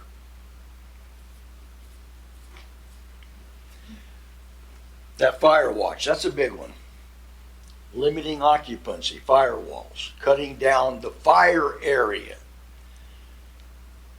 One of the other thresholds of for A occupancies isn't just the, I thought I had it in here, isn't just the occupant load, but it's 5,000 square feet. If you have 5,000 square feet, that requires sprinklers also. Well, how can you cut down 5,000 square feet? Maybe you can put some firewalls in, reduce that fire area. Now, maybe it's not practical. For you to pencil out your net profit and everything, you need every square inch of that 5,000 square feet for paying customers. Get that. But there's another way to look at it. Can you cut down that fire area somehow? If you can't cut down that fire area and you're in one of these old buildings that didn't have to have sprinklers, and now you end up putting entertainment in there, maybe we're not talking karaoke, maybe we're talking full-blown entertainment 2 nights a week. Bring a small band in and put them over there in the corner a couple nights a week. That fire watch is a very accepted method around the state. Look, you don't have sprinklers in here, special event permit. We can issue a special event permit. Special event permit in that permit, it's gonna be identified what your mitigation requirements are gonna be. And the fire department usually has a lot of, fire marshal's office usually has a lot of input when you start putting together special event permits. But that's what they're for. You've got a space here that's only built to accommodate so many people. Exiting, that's another thing. Exit doors. That's a big issue.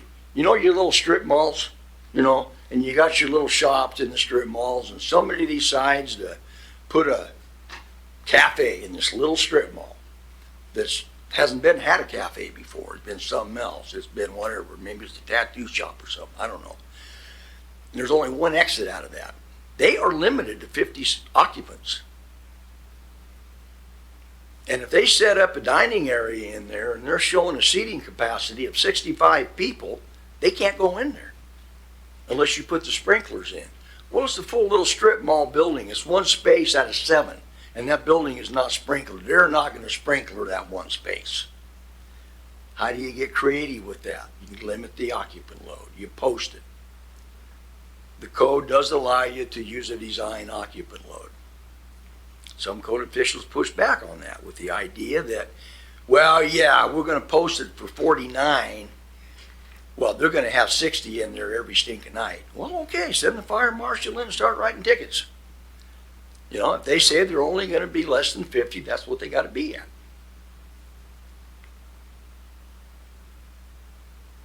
So it's a collaboration, and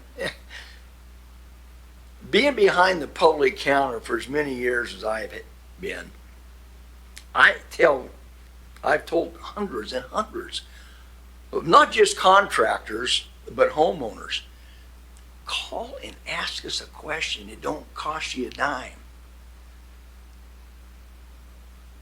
The fact is, and what we do and what we deal with as fire and code officials is we deal with a lot of folks asking for forgiveness and not permission. And that makes our job very difficult to make that work.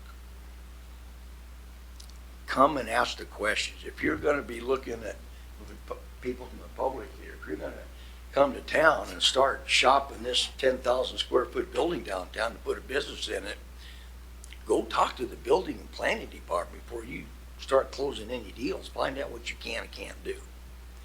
That gets us back to what you ended up with, one of the final bullets on the planning program there. Getting out to the public. Getting information out to the public. Over in Western Washington, some of the bigger building departments that have the horsepower to do it would put on weekly programs. Sometimes they'll do on little builder short courses on weekends at the building department. Show you how to build a firewall. Here's a real simple way to build firewalls if you want to know how to build a firewall. And they'll do little shop setups to it. They'll set them up as some of the street fairs sometimes. Home Depot and Lowe's, they do that. They'll go in there and show you how to build something. They'll have it set up there on a Saturday. There's some building departments that have done that too.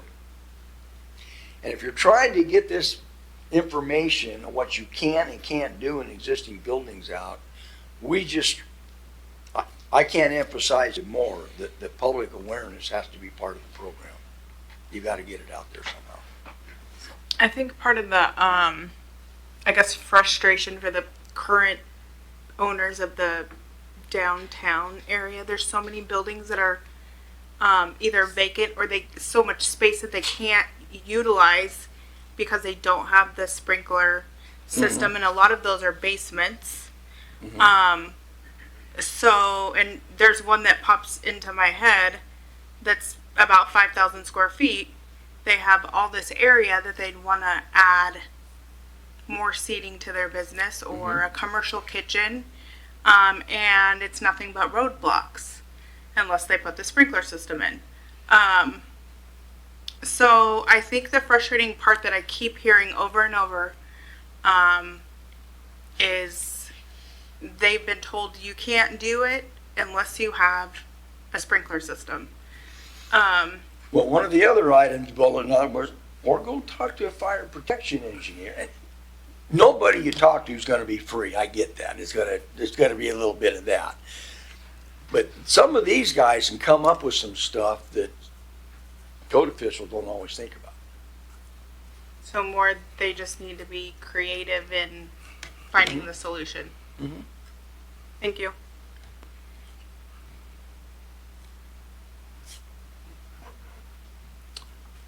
Oh, Sprinkler guide, public meeting. Mr. Perales, I believe, has a comment or question. And then if we can slide through the end. Oh, yeah, of course. Yeah, just to kind of go off what Councilmember Blazer was saying. I don't know, I think it would have been more prudent to have Troy here, Mr. Hendren. He's our fire marshal, correct? Say that again? Isn't Troy our fire marshal?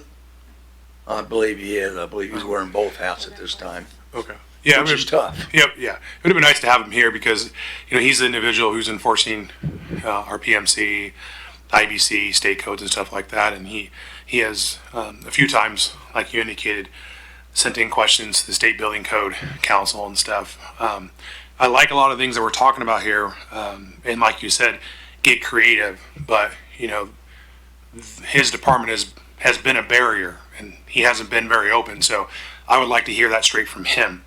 Because you can have a presentation like this every other month, but unless he's putting his blessing on this, I mean, I don't see this really going anywhere. He's asked people to go hire engineers, and now I'm here, and now he's asking people to go out and find these fire protection engineers. I just want to make sure that we have a recipe for success for these business owners. And I've done some research. I mean, there's places across the state that are getting creative, Spokane, Seattle, Tacoma, in lieu of having sprinklers to an extent in getting creative. And so, I mean, we should look to other municipalities. I mean, I'll go ahead and rattle off one right here. Over in Tacoma, assembly occupancy in a mixed-use building, issue bar nightclub operating in a non-sprinkler mixed-use space. Response, City of Tacoma worked with the business to implement an alternate fire protection plan, including a monitored fire alarm system, restricted occupancy, and fire-rated separations. Code basis, alternative compliance approved under the local authority's power, under the WAC adopted IBC/IFC. I mean, that's just one of a couple that I found just by kind of researching a couple things. And so we need to understand that Troy's going to allow something like this. I agree. You know, and so again, you need to be communicating with your official Right. here and find out what he's I think doing, we what can he's do not this. I think the business owners want to do this. Yeah. I think if we had a creative plan in place, some people could, you know, operate, make money, and then perhaps have them get a fire sprinkler. I think a lot of them want to in the long run. A lot of these individuals do. They cost a lot of money, especially retrofitting a lot of these older buildings and stuff. But, you know, this code is not being enforced everywhere. There's places in Kennewick, and again, they've been bars for a long time. I visited them myself. I went and did my own research, walked in. This is a bar, and they have karaoke 2 times a week, and there's no sprinklers. I asked the person in there, where's your sprinklers? Oh, we don't have it. We've been grandfathered in. And this place has been there for a very long time. So, I mean, there's ways, but then they have fire watches and they do stuff to be compliant. So that's the thing, is that I haven't seen it allowing us to be creative. And so I love the things that you said today, but again, it's moot if we don't have Troy Hendren saying, you know what, we do this, this, and this. This will be okay. This will be within the intent of the code.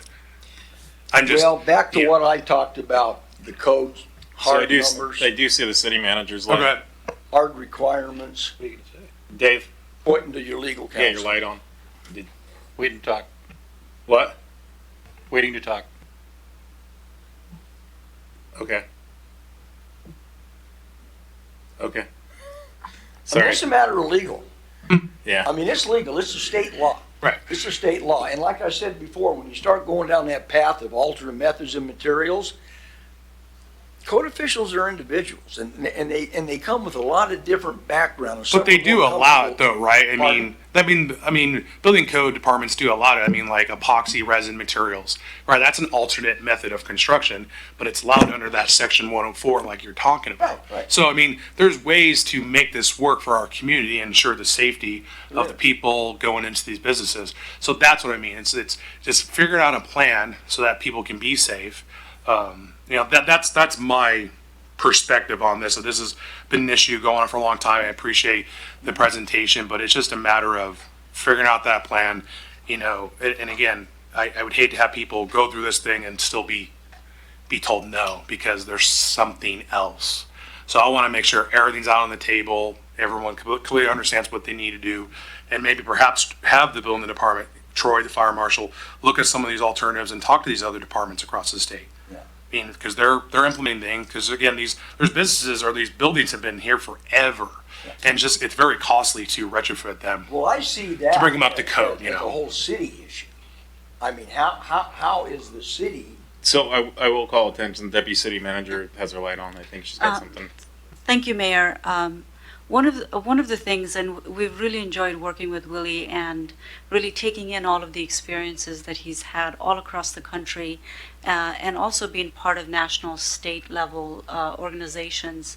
And this is definitely an effort, a collaboration with Framework and Willie and the CED staff, and an effort to figure out how we can be creative. So to the concerns of where we go from there, in the screen you see the next steps. Some of that is interpretation memo. These are risky areas, and so we do want to allow our staff to have some leeway on how we look at certain things. Like Willie mentioned earlier, you can create the 350 square foot viewing area, but if every Friday night you're out there and there's 200 people and the chairs are out in the patio and there's a room full of people, it is hard to say yes to that. And so we are creating frameworks slowly, but frameworks to say yes as much as we can, and then bring in the enforcement if there are few bad actors. And so that is the approach. We're also going to be working further to see what other cities are doing, and that is something staff has been looking at, and we've been learning a lot from Willie as well. So changing the culture overall is definitely a plan, but we also need a little bit more cover for staff to ensure that they feel comfortable taking some of the action as well. And so you'll see some outcomes of this effort, which includes interpretations. What are the other places doing that will help all of us get to yes more times than not? I got a question, Willie. Have you, in your time, have you seen business owners put perhaps the city as additionally insured in order to make stuff like this work? That's probably a question for your attorney over there. I've heard that kicked around. In fact, I believe it has been done in some cases, but it's that's what he gets the big bucks. Well, I'm asking because I know a couple building owners have, I've had conversations with Troy, and they were saying something about that effect, and so I just wanted to see if you've seen. Well, something you got to be careful of. You mentioned City of Seattle. City of Seattle is not under the state building code.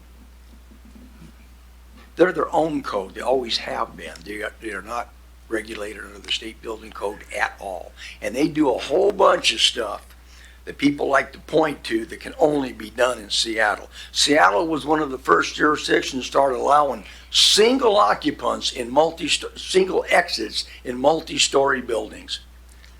Now, you got a whole housing stock there in Seattle that goes sky high, that are narrow, tight. You start telling them to blow out walls and stuff, to add second exits and third exits, it don't work. So there's a reason why Seattle, is able to be more flexible. And the fact they've got 300 code personnel out there. Troy's got Troy. They've got 300 people out there running around in that city, keeping their eyes on what's going on. Single shingle town is a whole lot different. That's, again, there's going to be a whole lot more apprehensive to stick your foot out there too far on that. Well, let's do something different. Let's see if we can work around it. But it can be done. There are some options, and you definitely need to come together on it. And a campaign to downtown education of the business owners. please, folks, don't go buy your building without going and talking to City Hall about what you can and can't do with it. Tell your friends that, you know. It may seem like a good deal, but you better get down to City Hall and find out what the limitations of that building are. They still might not like the answer, but hopefully they invested a bunch of money to be told no. There's a difference. I asked the question, Mr. Ferguson, and he kind of pointed to you. Perhaps you could provide an answer to that. Yeah, I'm not aware of that. We'd have to obviously run that through our insurance company, but the central concern is when you start to engage in this with an applicant for a particular use of a building, you're creating you're getting out of the public duty doctrine and you're getting into creating a special relationship, and that's where liability starts to really increase. I don't know at what point in this code process with approval for fire where that line is. We could do some research and find that out, but essentially what it sounds like you're requesting is information about whether someone could add the city as an additional insured on a private policy to then be able to acquire a permit. Is that accurate? Yeah. I guess that would be the intent of what Troy was asking a couple of business owners. Yeah, I'm not aware of that. I haven't ever come across that, but that's something we can try to do some investigation. Miss Blaisdell, and then I think we'll go ahead and wrap up I here. have a comment and one question. One comment, I think Troy and the staff have always looked at safety first to make sure that whatever project that they're doing is they're putting the safety of the citizens in place. So I think that he cares, and that's his motive behind the job that he does.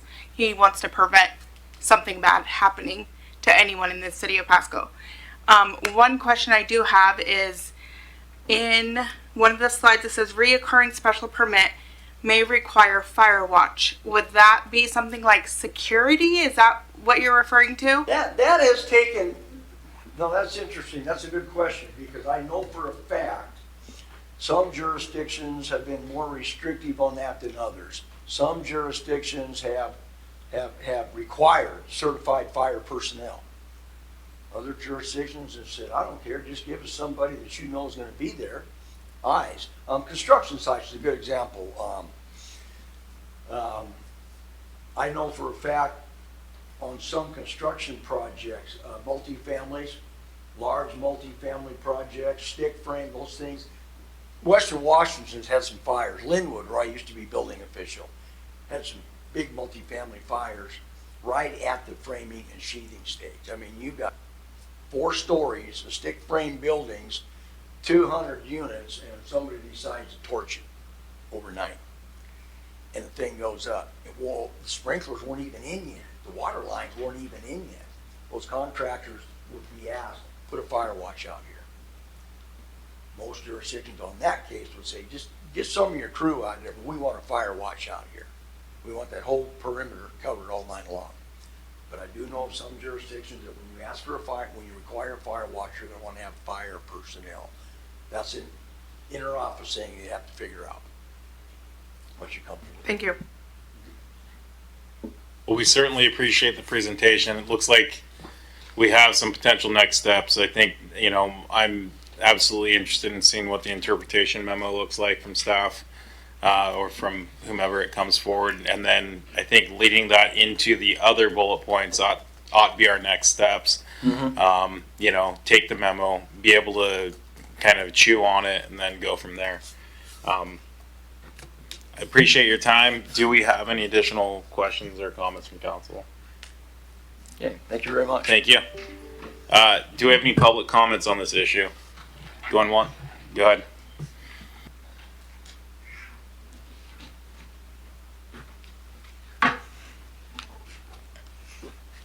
Oh, here's Tom.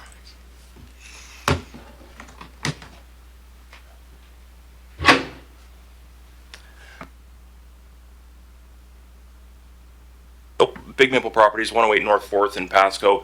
I have a lot of experience with this, and I really want to echo the statements that that were made here tonight. I think one of the challenges is that right now you do have a staffing issue with enforcement or people that you could bring out and get creative with. There were staff resources that you could meet up with and talk with, and now unfortunately a lot of that work is having to be outsourced. So I think that would be a good introspective look for you guys to understand why are we shedding staff and figure out why. I heard about a club locally. I think we all know exactly which club that is, and I'm sure that it's just allowed to operate the way that it does. And that was the first one that I cited when I heard this. When I heard about these issues. And the next thing, I think that there's a lot of misinformation out there when there's only one conduit that's telling you things instead of actually going out there and working with you. Staff has been very good about being creative and talking with you historically. But when you only have that one person or two people acting as that conduit, then they get to control the narrative. So it's really good to get out there and understand, what are people trying to do? How are they doing it? And did they enlist an engineer? Did they enlist an architect? Did they just take the word of their property owner? And that's really where it comes down to, is there's a lot of opportunity for bad actors to take advantage of businesses or folks that just don't have the resources to hire an engineer. I know I did, and it was well worth the $1,000 to pay to say, hey, how do we do this floor plan? How do we lay it out so that we don't have to trigger all these other items? So those are my thoughts on that. Thank you. Certainly appreciate that feedback. Any additional public comment? Going twice? Going third time? With that, we'll move along to item D, which is resolution, consideration of waiver related to PNC or Pasco Municipal Code section 9.40.020 subsection E for special event application. Ms. Pashon. Good evening, Mayor and Council. So the item before you this evening includes two components for your consideration. The first is a request for a waiver to allow a beer garden at a special event being held in a city park. And the second is consideration of possible updates to Pasco Municipal Code related to alcohol consumption in city parks and recreation facilities. Under PMC 9.40.020, possession and consumption of alcohol in city parks is prohibited unless the applicant has secured a valid rental permit. One key provision, subsection E, requires that such events be private and by invitation only, unless this condition is waived by a resolution of City Council. A little history, Council has previously approved 3 resolutions granting waivers or providing flexibility in this area. Resolution 2606 in 2001 designated Peanuts Park and Farmers Market as acceptable locations for liquor possession and consumption. It authorized the Director of Administrative and Community Services, or now Parks and Recreation, to issue permits and waive the requirement for private or limited attendance events. Resolution 2879 was passed in 2005, which added Wade Park for the annual Water Follies event only. And Resolution 3147 was passed in 2009 and approved a single beer garden event at the Pasco softball complex. So in your packet tonight is a draft resolution for your review and consideration. Also included is a letter from the applicant outlining special provisions for Council to consider in granting the waiver. As part of the review process, staff has conducted a comparative analysis of similar practices in neighboring cities. Both Kennewick and Richland prohibit alcohol in parks by default, but allow exceptions via administrative approvals. Their process does not require council action, but do require event organizers to obtain state liquor permits and go through established special event application procedures. As the city continues to modernize its processes to enhance efficiency and customer service, staff believes this topic merits broader discussion. To that end, council may wish to consider the following potential amendments to the PMC at a future workshop: expanding eligible locations, eliminating the waiver requirement, and then requiring special event permits for any alcohol in parks. This evening, staff is seeking the following: direction on placing the draft ordinance on the June 16th agenda for formal approval, feedback on potential updates to the PMC to streamline the process for handling special event that include alcohol in our city parks. And I will take any questions. Thank you, Ms. Pashon. I don't see any further lights, so I'll go ahead and speak. A couple things. I do think we probably need to address this more in depth once we get through the myriad of critical path elements and items that we have. I know we've got several things, everything from fee structures and those sorts of things that really are in the business of the city of making sure that we can operate and fund critical resources. As to So I guess I'm open to looking at. I see some really strong distinctions from those historical permits. Peanuts Park is pretty landlocked. This is going to be a much larger park. Green space. I understand the beer garden's probably going to have some sort of gated feature or something. I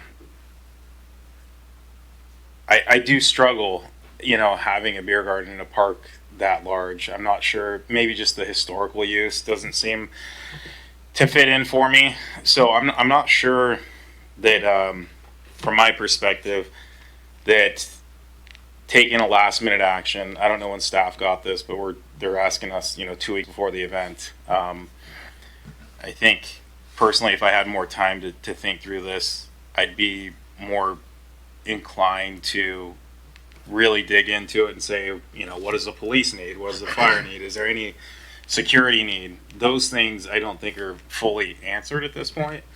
I will say that all requirements have been addressed. So the special event permit as well as the special provisions that are outlined in the PMC. So the only remaining item would be the resolution from council. Got it. I know Ms. Blaisdell just whispered that she had some questions. So I have additional, but go ahead. I have a couple questions. I know they had their event either last year or the year before at Peanuts Park. Did they have a beer garden in Peanuts Park at that time? Not to my knowledge, no. This is the first time that they were requesting to have a beer garden at their event. Okay. My other concern would be this would be a controlled environment versus going to your car and drinking or undercover drinking. So I guess the benefits would be more controlled. And then the third comment I have or question is, will the pool be opened for public use? At that point, the pool will be open for public use. Okay. But just like any other beer garden or garden, it would go through, they've got their Washington State liquor control permit, so it's required for fencing, security, and all of those. So there'd be wristbands. So I guess my only concern, other than I'm going to the beer garden, I'm drinking, it's hot, the pool's open for public swimming, let's go swimming, and then it's one thing, so that would be my only concern, or just to bring up, I guess. And I would turn to Director Rice, but I do know that there are, it's prohibited to be under the influence at our city pool, so. I guess, how do you control that? And I guess I would like to hear from the chief and what I'm assuming that the plan would be.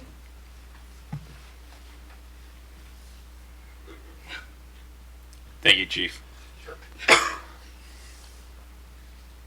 As Ms. Pashon had mentioned, they have met the requirements that we had put forth as far as additional security and whatnot that we usually require in these circumstances.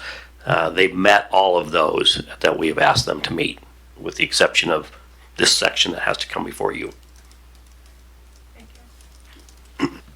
Mr. Harpster. Yeah, I share the same sentiment as Mayor Serrano. One question to it, the letter sent from Miss Martin to staff, there's no date on it, when was that sent or received? That was last week, and I believe it was Thursday or Wednesday. Okay. The one concern I have, I think, 3-4 weeks ago, we had a request from a property owner wanting to add a driveway. And the letter from that property owner was 4 months prior to when we had the meeting. It's just a little note. But I'm just not a fan of, like Mayor Sorensen, having an opportunity for folks to drink alcohol and then hang out in a city park where, 2 weeks from now when this event occurs is going to be during summer break that just started. So it's likely there'd be lots of children there. And I may be in the minority, but I would just ask that we do not put this on the consent agenda next week and allow us to do an individual vote. Thanks. Thank you, Mr. Herbster. Mr. Grimm.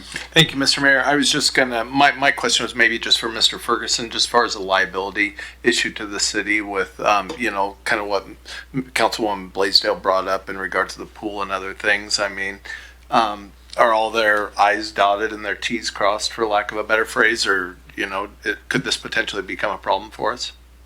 Well, it sounds like they've met all the requirements of the code, which does have insurance requirements related to the event. They have to have liquor host license or insurance and other hold harmless that's required per the code. So if staff believes that all those requirements are met, then yeah, I think they would obviously qualify for. That's why those requirements are in there, so that we don't end up with some liability. But if you're asking me to say that an attorney won't sue us for anything, then you got the wrong guy. So, thank you, Mr. Ferguson. So then, will you say an attorney will sue us for anything? Look, I think we've all, or several of us, have raised concerns. I'd say at best this goes on the non-consent agenda.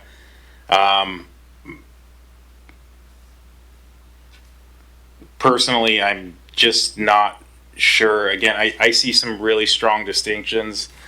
I understand that, you know, we'd have controls in place, but the distinction between a controlled area in Peanuts Park that's very locked, maybe, I don't know how the softball location looked. I probably wasn't even here based on the year that you gave. I have my concerns, and of course I also recognize that there may also be opportunities that we're looking at for like the FIFA World Cup, where we may want a beer garden. I realize that that may too have the same concern. So I don't know. I think it's I guess, is anyone fully opposed to seeing this come next week? I don't hear that, so place it on the non-consent and we can have further discussion. And maybe if there are some of those questions that you've heard raised, I don't know about liability, it sounds like that's pretty well covered, but maybe just tee it up a little bit. Maybe some of the security issues that have been addressed. Again, from my perspective, I'm not a huge fan of, here's a letter, and OG, we just thought of it, in 2 weeks, make the decision when we're departing from the norm, which isn't always a bad thing. So I guess we'll see it next week. With that, do we have any public comment on the issue?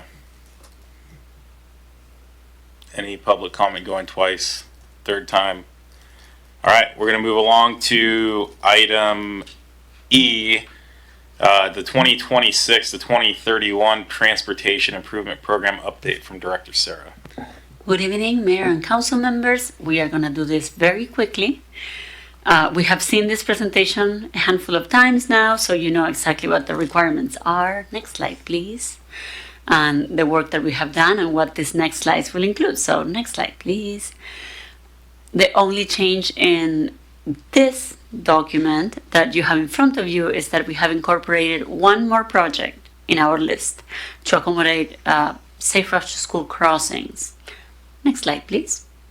So you're seeing a map of all the proposed projects. Some of those have various locations, in which case they're just not shown since they are widespread throughout the city. Next slide. And then again, I will call attention to your packets and the list of projects, and I will highlight those projects that are new to this transportation improvement plan from the previously approved. So the new projects are bolded in your list, and those are the South Road 68 pavement preservation, the Safe Route to School project with locations to be determined and its place in the schedule consistent with the next call for projects for Safe Route to School funding. The Road 44 FCID Canal Crossing, which is a pedestrian and bicyclist facility adjacent to the existing vehicular crossing of the canal. The North 4th Avenue Pavement Preservation Project, which would extend from I-182 to the county line. And finally, in the blue section for projects. The Court Street Safety Improvements Phase 2, which really will bridge the gap between two other projects that were existing in the list and will cover the areas between Road 68 and Road 96. And then if we move down to the yellow portion, there is a new plan, which is the Road 68 Taylor Flats Road intersection study, which is a new intersection within city limits, or at least partially within city limits, that has an unusual geometry and will have increased volume. So we are recommending a study be done. Next, this following slide shows the exact same list of projects, but now you're seeing the scheduling of those projects and the dollars accounted for each year. And if we move to the next slide, we've done all the steps except for any final edits you may propose tonight and the adoption, which is scheduled for next week. Next slide. And that's it. I'm happy to address any comments or questions. Thank you very much. Any questions or comments from council, Mr. Harpster? Just a quick comment. I was glad to see the revisions to the James Street project. I know that was one of the first things I sort of had an issue with at the beginning of last year. And honestly, when I saw this on the agenda, I thought, do I keep grinding my axe on that or not? But I'm glad to see that we're still doing something there as far as pavement preservation. But I think we landed on a good spot on that one. So thanks. Seeing no further comments, I'll kick it to the public. Do we have any public comment here? Going once, going twice, going 3 times. We're going to move along to item F, and before Mr. Harpster. I'll be recusing myself from this item. Thanks. So that turns us to item F, which is ordinance 2025 issuance of bond for LID number 152 from Director Garcia. Yes, good evening. So for the LID, we are here to go over the options for long-term financing. I'll just go over a brief overview of what an LID is. Overall, it's a mechanism to finance capital improvements for a specific area, and the capital improvements have benefit to just the property owners within that area. Sorry, next slide. Overall, the LID process is regulated by state statute, and it provides for 2 different mechanisms for calculating the benefit. And it's, sorry, next slide. So overall, here are the outline of all the steps, and we, as you can see, we're near the end of the process. In May of this year, the assessments were finalized, and shortly after that, there's a 30-day interest-free period where the property owners have the opportunity to pay all or any portion of their assessment, and after that, the remaining balance of the assessments is what goes for the long-term financing, which is what we're here to seek to introduce the bond ordinance and seek approval to come back next week for passing that bond ordinance. Next slide. So the previous slide was more in general terms. This specifically, the LID that we are discussing is LID 152, the East UGA sewer LID, and overall the improvements were related to sewer improvements and expansion in that area. And during the interest-free period, which ended in beginning of May, there was a little over 1.1 million of assessments that were paid, and the remaining balance is approximately 12.6 million. So that is what the bond would be for. And overall, the bond ordinance that was included in the packet just provides for parameters for staff to move forward with the bond. So it sets the term of the bond and the max interest rate. Next slide. So the next steps are to come next week to hopefully seek approval to pass that bond ordinance, so staff can move forward with moving forward with the process. The goal is to sell the bonds in August and receive those funds. There was an an interim financing, which is essentially a short-term loan, which funded the construction and the project up until now. And that short-term loan is due in September. So selling in August is, just enough time to be able to repay that loan. Any questions? I don't see any, but I suspect that right now the rates aren't great. They're estimating at around 5%. So the bond ordinance, the max that we have in there is 6.5. Okay. And if there's an opportunity to refinance, should the market drop, are we locked in for a periodic? No, we're not. And actually with the LIDs, especially with the recent LIDs that the city has had, with those, the properties have liens on, the city has liens on those properties. So whenever they are being sold, usually those liens are being paid off. Those assessments are being paid off. So the past two LIDs that we've had have been getting paid a lot sooner than the initial term. So this, what some of the conditions that are being put into this bond is that we can prepay at any time. Excellent. Thank you for thinking ahead, and also thank you for the gap financing. As you said, it sounds like time is of the essence, so hopefully we'll get this. Seeing no further lights, looks like we'll be seeing this next week. Thank you. Do we have any public comment on this? I know it's exciting, bond work. Going once, going twice, 3 times. Yeah, go ahead and grab him. Thank you.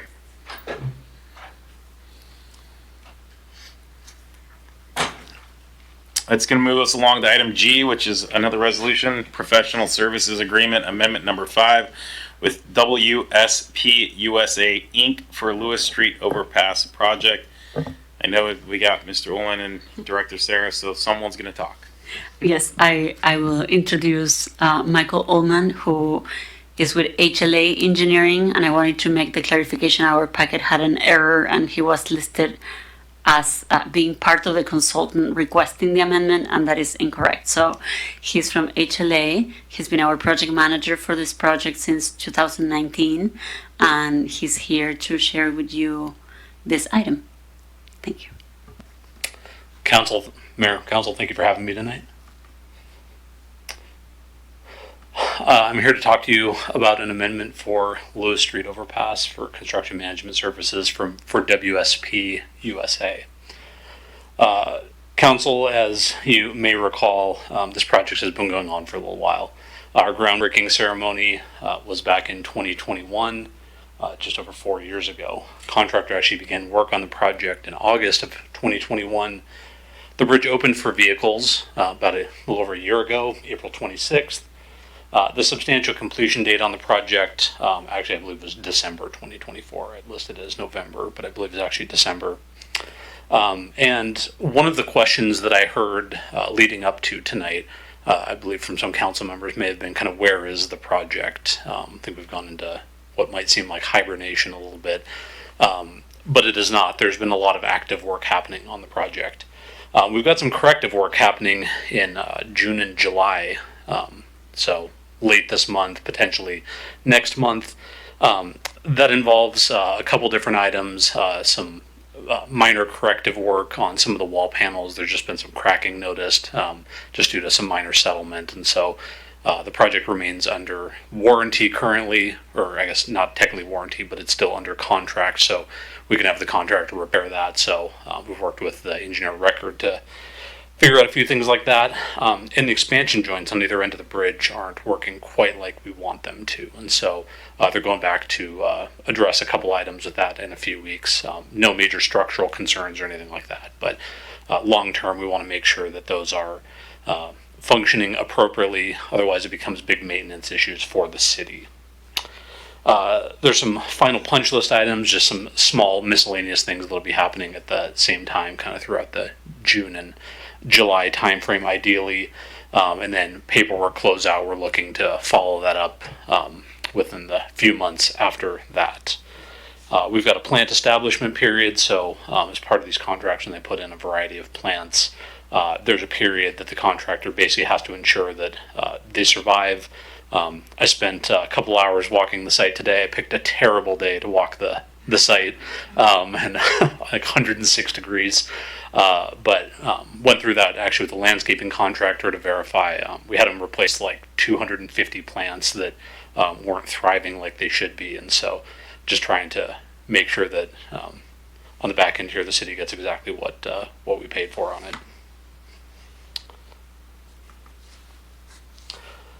The amendment request today is related to that repair work that I mentioned. And so it's for WSP, who's been the construction manager on the project since we started back in 2021. So staff has reviewed their request in detail. I've spent quite a bit of time myself meeting with them, reviewing that. There's some important information that I think does help tell a little bit of the story that we have. This originally was a 400 working day job, and it's going to be over 800 days once we're done. So the project has more than doubled in duration. They're not the designer on the project, they're just the construction manager on it. There's been a lot more change orders than originally anticipated on the project. When we're working with them, they have to scope something, and so I work with them.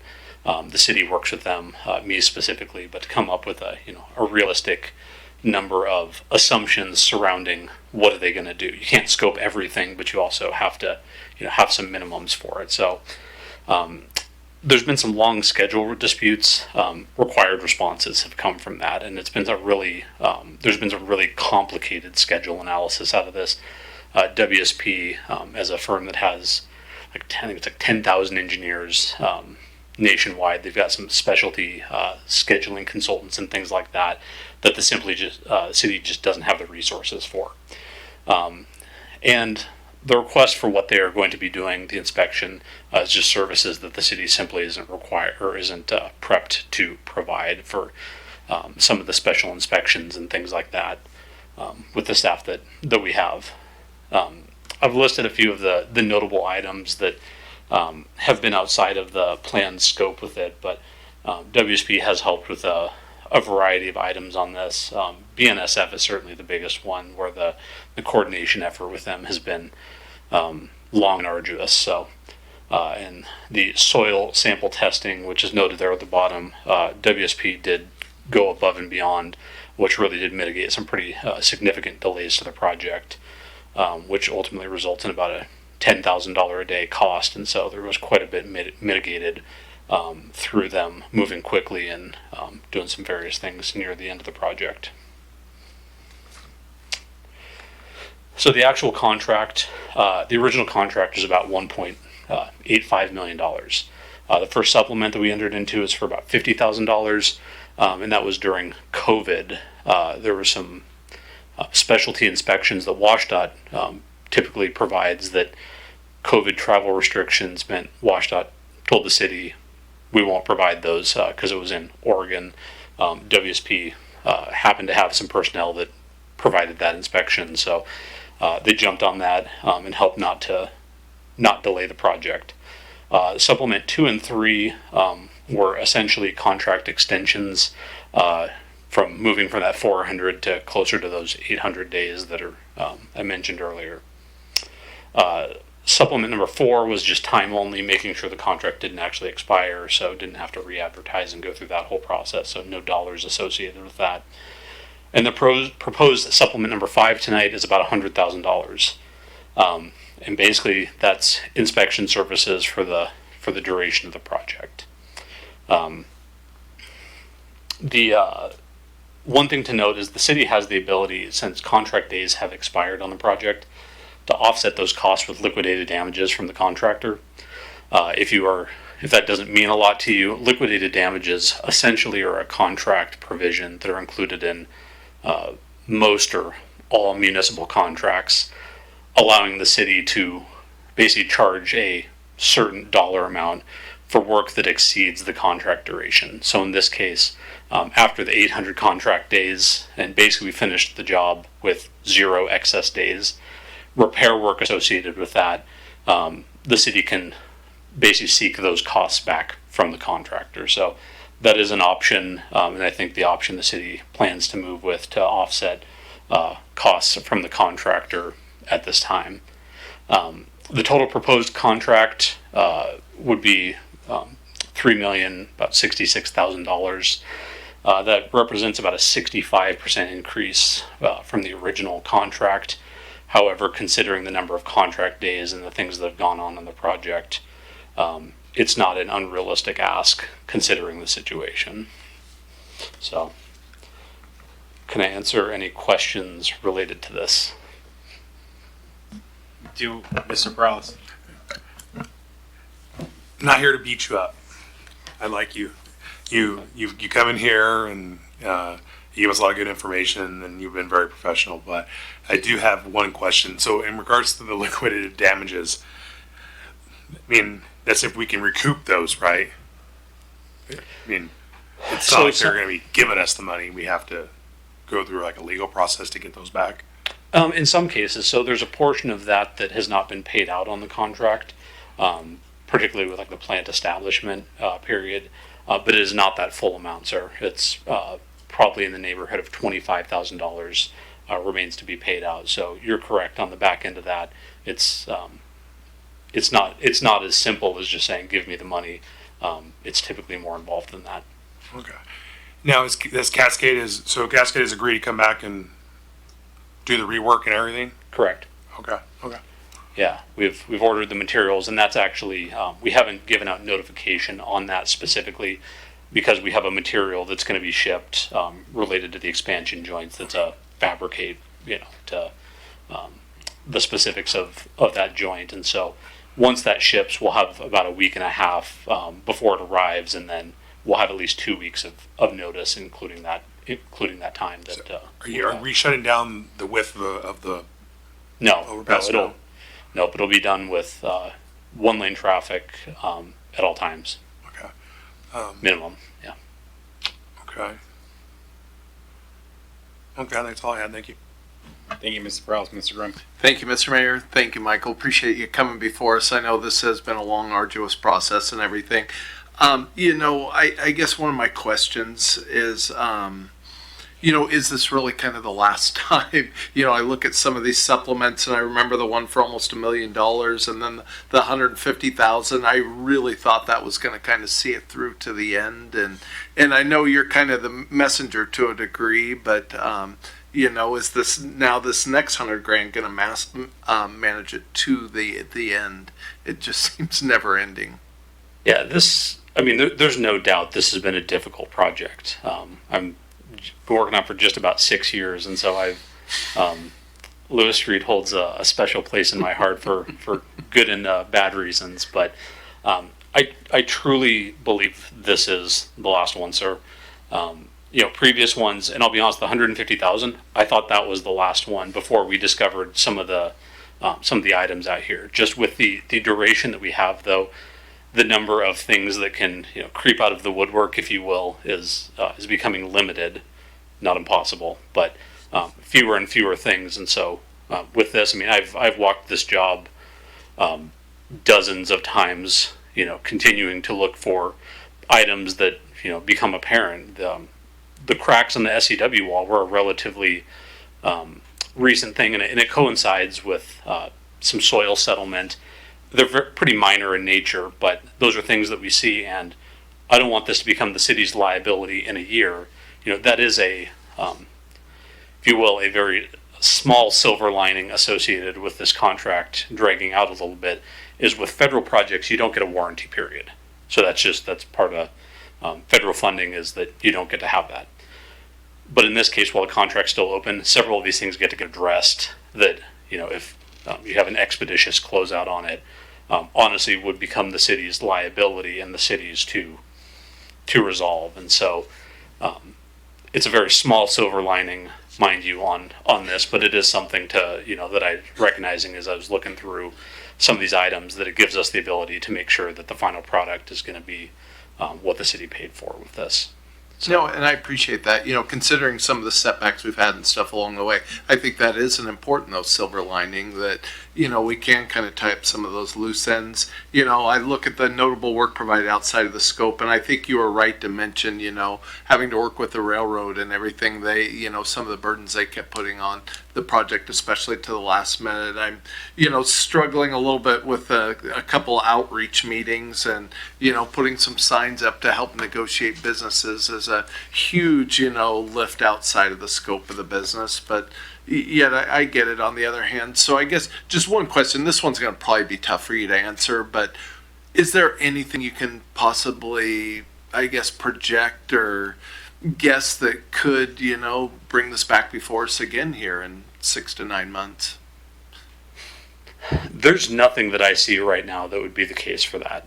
And I certainly don't have the crystal ball, or I'd be making a lot more money somewhere else, but with that in mind, though, I really do believe that the items before us are the items to close this out. I mean, the contractor wants this to be right and be done as bad as I do, or maybe even worse. Everybody's got other places they want to be, but Lewis Street is the place that I, as the project manager for this, I keep pulling people back to, is like, until this thing is done, like, my job is not done on this. And so, I am looking for all of these items, as I walk through today for landscaping. I mean, pull out a couple other little items that I want the contractor to address when they're here one last time, get it done, close out the project, and let everybody move along. So all that to say is there's nothing that I can identify at this time that would result in me getting to come visit you again in 6 to 9 months. And I appreciate you helping see it through. And I think, our sentiment is also, we want to obviously be done with it too. So no, thank you. Thank you, Mr. Mayor. Thank you. Thank you for your commitment to the project. I mean, you are in a tough position where you're always asking for more money, and we're in a tough position where we're, having to determine what to do, and, unfortunately, there's not a whole lot of wiggle room. But I do appreciate you making sure that we've got the best product that we can, at least to the extent that you can call back others. So thank you for your commitment. Sure. And hopefully next time we'll see you, it'll be a closeout party or something of that nature. Absolutely. Looking forward to that day. Shut down another lane of traffic and have a cake. Thank you. With that, do we have any public comment on this issue? Going once, going twice, third time. All right. With that, I do apologize. I need 5 minutes for a break real quick. I'd really love to run through, and I hope we can after we return. It's 9:32. We'll be back by 9:37. Thank you.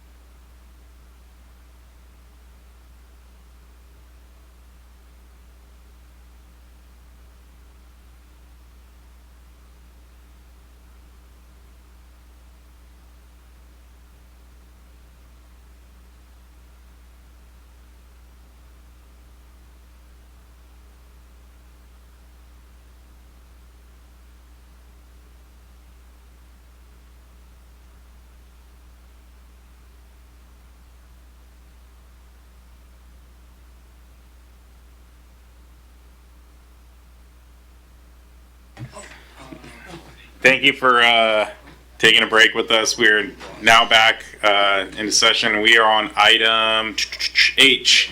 Mr. Harpster. Yep, I'll be recusing myself from this item as well. Thanks. Thank you.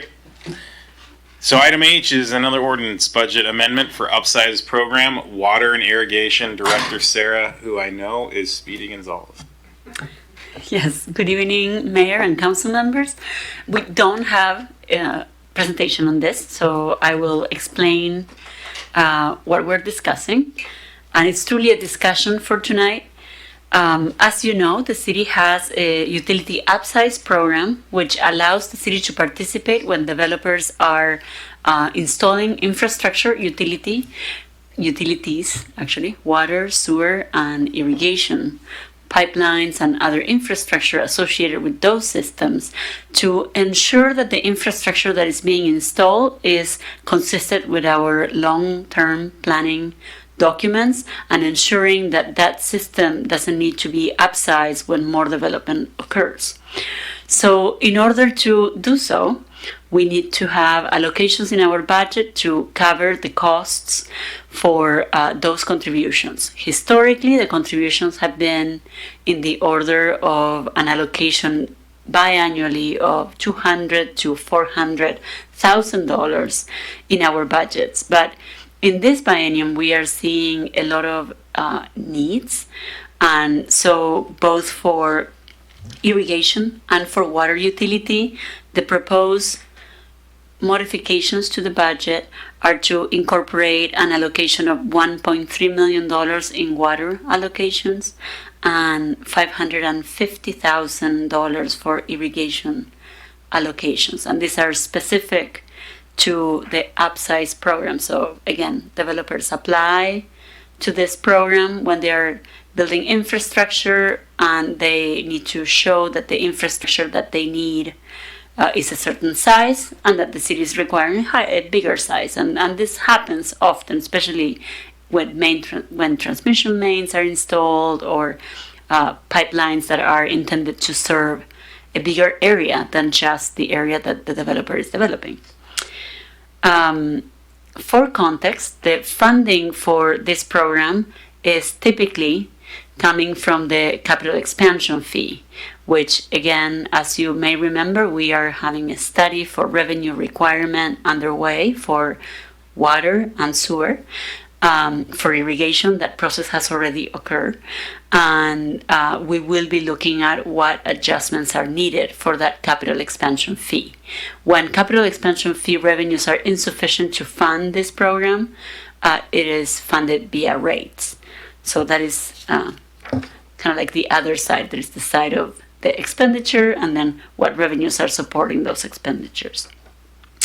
It is worth noting that for water and irrigation, the process that was used for identifying the needed allocations or the projected to be needed allocations was looking at current commitments that are basically underway and requests that we have received, and then we have estimated other developments that are forthcoming and what would be the needs for upsizing those. So this is it's a projection.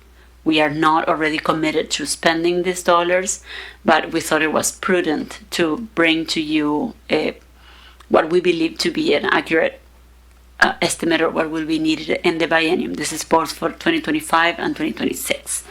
And finally, the last point on this is that there may be a need to wait for the ordinance to be effective or even to take action on the ordinance. We are looking into some of the restrictions since we have a biennial budget and it's early in the biennium to make an amendment. So we did want to have the discussion and be able to hear your feedback and guidance, and we would bring back the item once we have confirmed that we have full authority to amend the budget. Thank you. Thank you. So just to parse out, make sure I understand where we're going with this and what you're asking is ultimately this is a pretty significant upcharge. We had anticipated, on the order of magnitude of anywhere from 1.1 million to $900,000 less is our historical practice, correct? And so you're asking whether or not we might be open to approving utilizing reserves, which we have for this, and then kind of prospectively looking on how we might mitigate this, correct?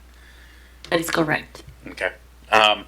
So, Mr. Prowse, I'll kick it to you and I'll give you my thoughts. Oh, okay. Appreciate it.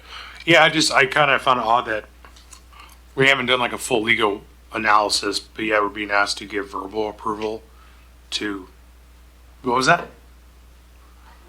Oh, you were kind of shaking your head when I was saying it, so I wasn't sure if you were agreeing or disagreeing.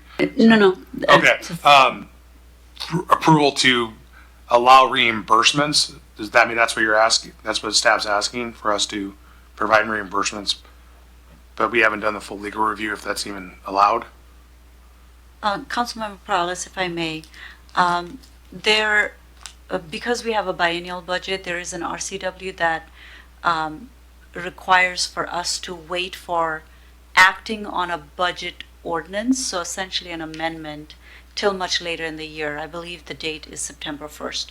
So you can make amendments to the budget after September 1st. We are on June 9th, and so we do not want our development community and our partners to wait for money that they could spend, because upsizing is something that they would spend additional funds and then they would look to the city to be reimbursed for that. So we do not want them to have to wait till September.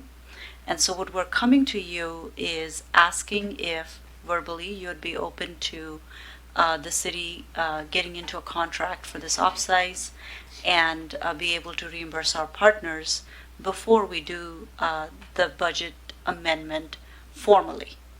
So that is the legal. There are some ways to do this, which would be an emergency provision or interfund transfer. That's something that we're looking into and see if we can bring that to you formally here soon. But at this time, we just cannot take a formal action. At least that is our understanding at this time.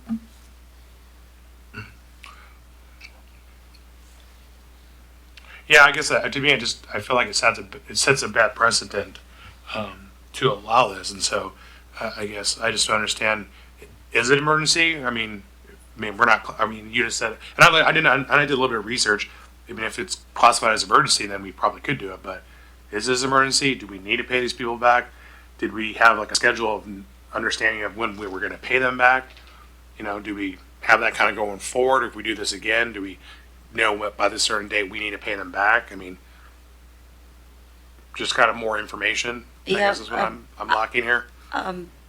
The people who have spent the money would like to get reimbursed as early as possible. We definitely can go back to them and ask them if they would prefer being paid later. In terms of whether it is an emergency, that is the legal analysis that we need to do. And who's doing that legal? Is it? Okay. Okay. I don't know. I'm a no on this, so.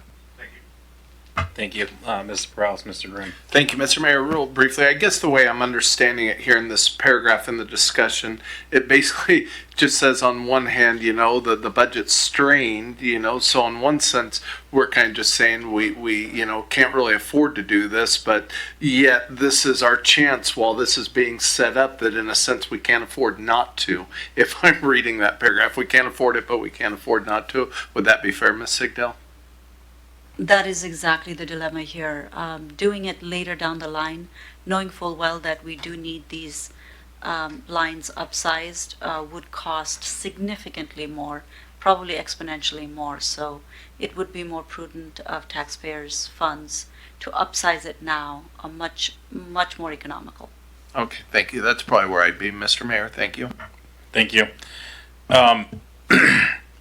So I'm kind of halfway between both, where I do understand Mr. Prowse's sentiments, potentially setting bad precedents if we're not fully vetted in our process.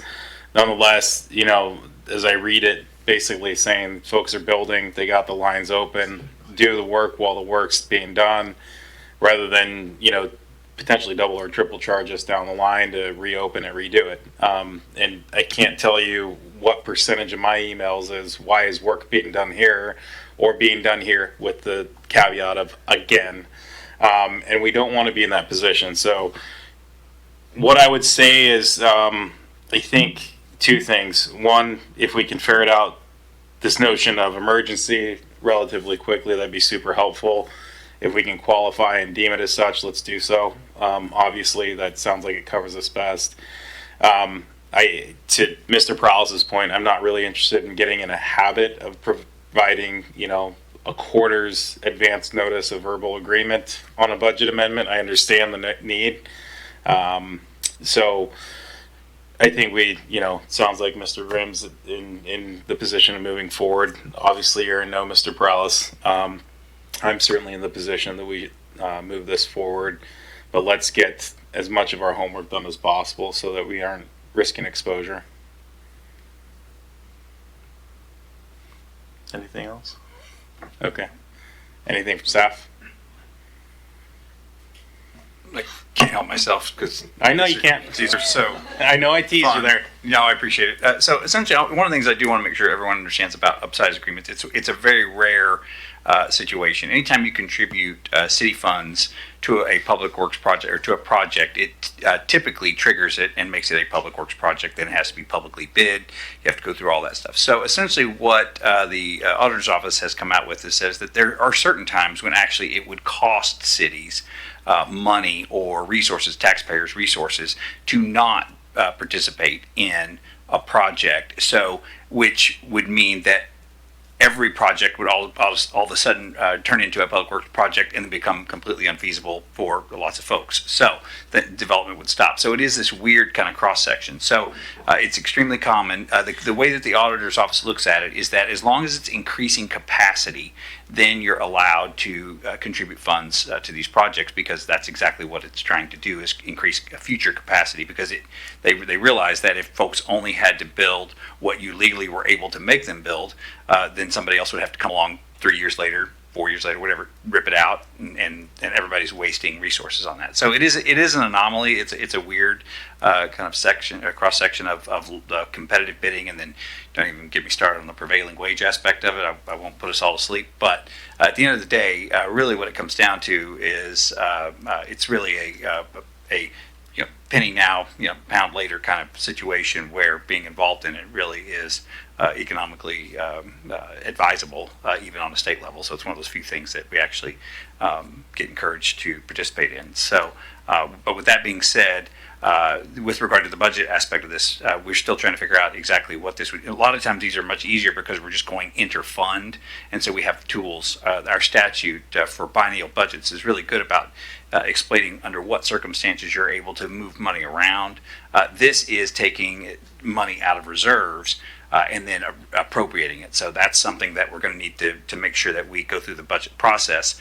There are a couple of ways we do that. We do that mainly through the mid-biennial budget appropriation, which is coming soon to a theater near you in September. But now we're kind of ahead of that, so we need to find a way to there's the typical emergencies, riot, those types of things. But then there's other emergencies, and that's what we're looking into now, is what would be the best way to utilize that process. But it's not as quick and easy as all the other budget amendments you see come before you that are really kind of easy, because those fit under the RCW of other ways that we're able to make those amendments. This one is kind of a unique one. Thank you. Mr. Zabel? Yeah, the one thing I would add is, by the time we're to the point of reimbursement or reimbursement request, we've looked at their plans. We've told them they need to make their lines bigger, and matter of fact, withheld approvals until they make their lines bigger. Then they go out and build them, and this is obviously for the additional cost of those larger diameter lines, whether it's a 8-inch line to a 16-inch line or some other dimension. But so we're kind of in a position where we've caused this work to be done. In fairness to staff, you don't really know, how a development's going to progress, or how many of them are going to progress at the time you're doing the budget 6-8 months before.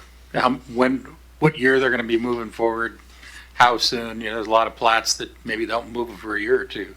Get their plans done, but they don't build anything for several months.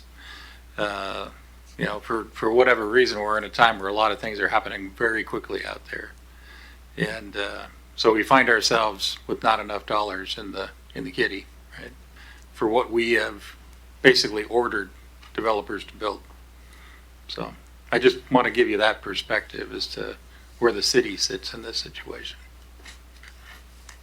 Thank you and appreciate that. And I think, again, at least speaking for my sentiments, the only concern being, you know, if we end up getting hung up in a budget issue, to the extent we can avoid that, that's ideal. Understanding that there's a chicken egg situation here, and getting the right thing at the right time at the right cost is very tricky in 2025. I understand that. And that's the only concern I have, is just making sure that we handle the paperwork properly. Do we have any public comments here? Going once, twice, 3 times? All right. That we will wait for Mr. Harpster and then move along.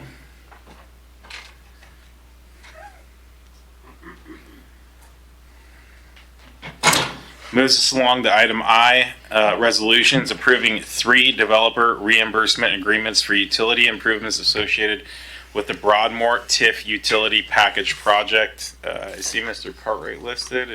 I see Ms. Miller's light on. Thank you, Mr. Mayor.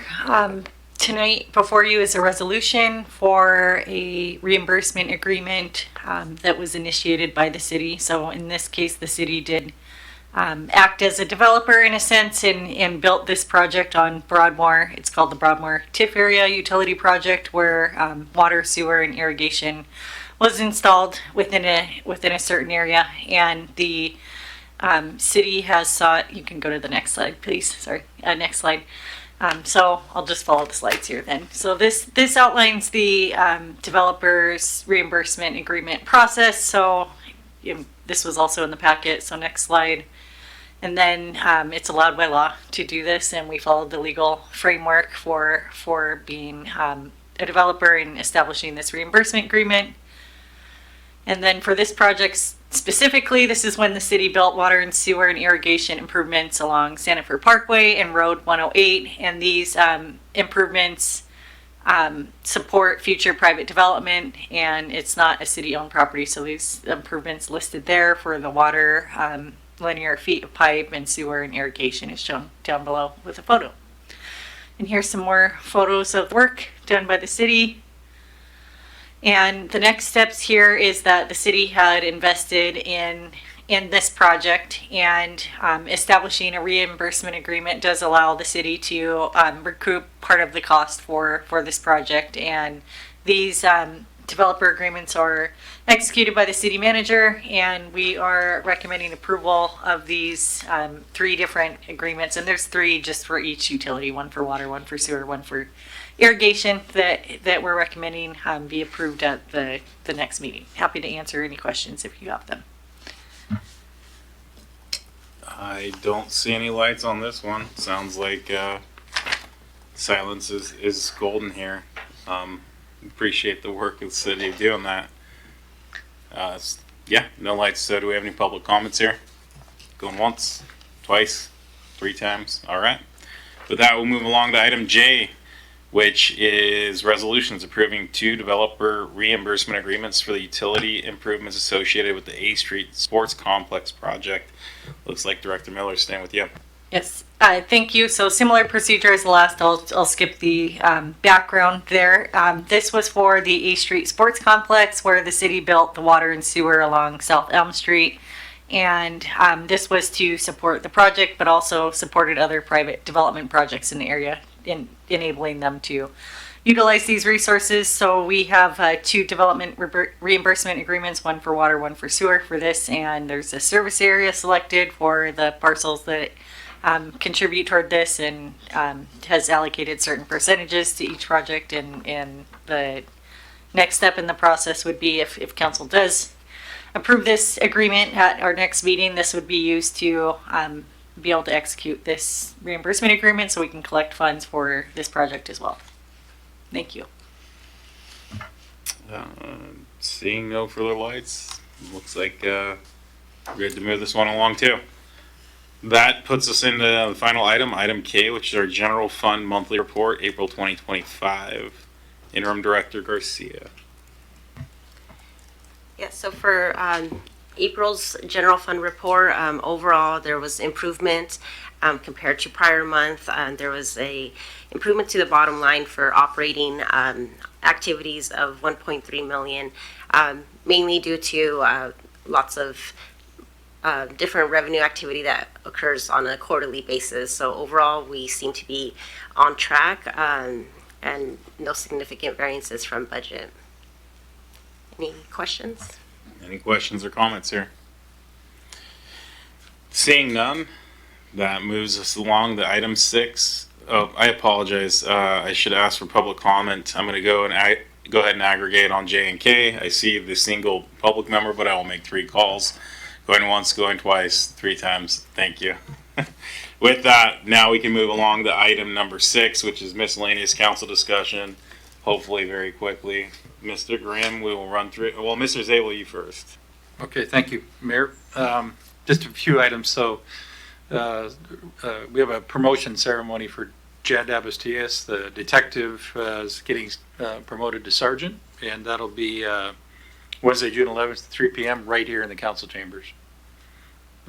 District 1 and 2 Business Watch meeting on the 12th at 2 p.m. at Pasco PPD community room. And then I want to note the Spring Police Citizens Academy graduation tomorrow evening. And we do have a couple council members and a couple staff graduating. We have council members Blaisdell and Perales are in the class. And then Nicole Edwards and our IT director, Armand Rashid, also graduating. So it was a pretty good sized class. So exciting for them. Just a couple other items. Peanuts Park North Design Public Session is the 17th in the council chambers at 6 p.m. And Public Standards Outreach, there'll be a session in council chambers on the 18th at 6 p.m. So Parks and Rec busy for a couple of meetings on that. Sorry about that, Park Standards. And then I don't want to be a killjoy, but you will hear Lewis again Street because we still have the demolition to do. So that's a separate project. So technically Michael was right. You're done with that contract, but you have one more contract you got to get through out there. So thank you. Thank you, Mr. Zabel. Mr. Grimm. Thank you, Mr. Mayor. I just earlier forgot to mention that that Habitat for Humanity housing project of 200 houses, Mr. Mayor, they were saying that is the largest Habitat for Humanity housing project in the entire United States of America. It's going to be right here in Pasco, Washington, and they're hoping to have it done in the next 9 years. Thank you. Thank you. Appreciate that update, and I've heard that too, so I appreciate you staying on that. I'm going to bring one single item to council. A couple weeks ago, or a week or so ago, Pasco Chamber of Commerce, Colin Hastings, Executive Director of Pasco Chamber of Commerce, had sent an email over, and you received kind of a printed out letter that I intend to sign, allowing a flyby of the Canadian Armed Forces aircraft. It's 2 F-18s. The request is to allow them during the Water Follies event to fly as low as 500 feet. I think that's a pretty cool thing. I understand that, noise and all those things, but I am of the opinion that I'd prefer, unless you prohibit me from doing so, and I will be clear that I'll call you out, I'm going to sign this letter to allow this. So if anyone wants to object, now's your time. Yes. I don't want to object, but because it's got the city pass's name, I don't need to vote on a resolution next week. Yes. Okay. I just want to make sure we're doing it all right. Sounds good. We'll do it right. Is there any other issue with the timing, Mr. Zabel? I don't believe so. Okay. Just wanted to make sure because I was under the impression time is the essence, but at least we can communicate the intent if necessary. I appreciate that, Mr. Harpster. Keep me honest. With that, we'll move along to item 7, which is executive session. There is need for executive session. Single item, item A. It's going to be 20 minutes is what it's listed for. Discussion with legal counsel about current or potential litigation under revised code of Washington 42.30.110 subsection 1 Roman numeral 1 or I, and to consider site selection or acquisition of real estate purchase or lease if likelihood that disclosure would increase price under revised code of Washington 42.30.110 subsection 1 letter B. Again, 20 minutes. That's going to be the city attorney and the city manager, director of CED, well, Director Miller, yeah. Anything else? Anyone else? Deputy city manager? No? I didn't list you. Okay. I don't need to provide any further qualifications, Mr. Ferguson, do I? For the site. Okay. It is 10:02. We will return at 10:22. Thank you. Thank you for sticking around. It is 10:22. We are out of executive session with no action taken. This meeting is now adjourned.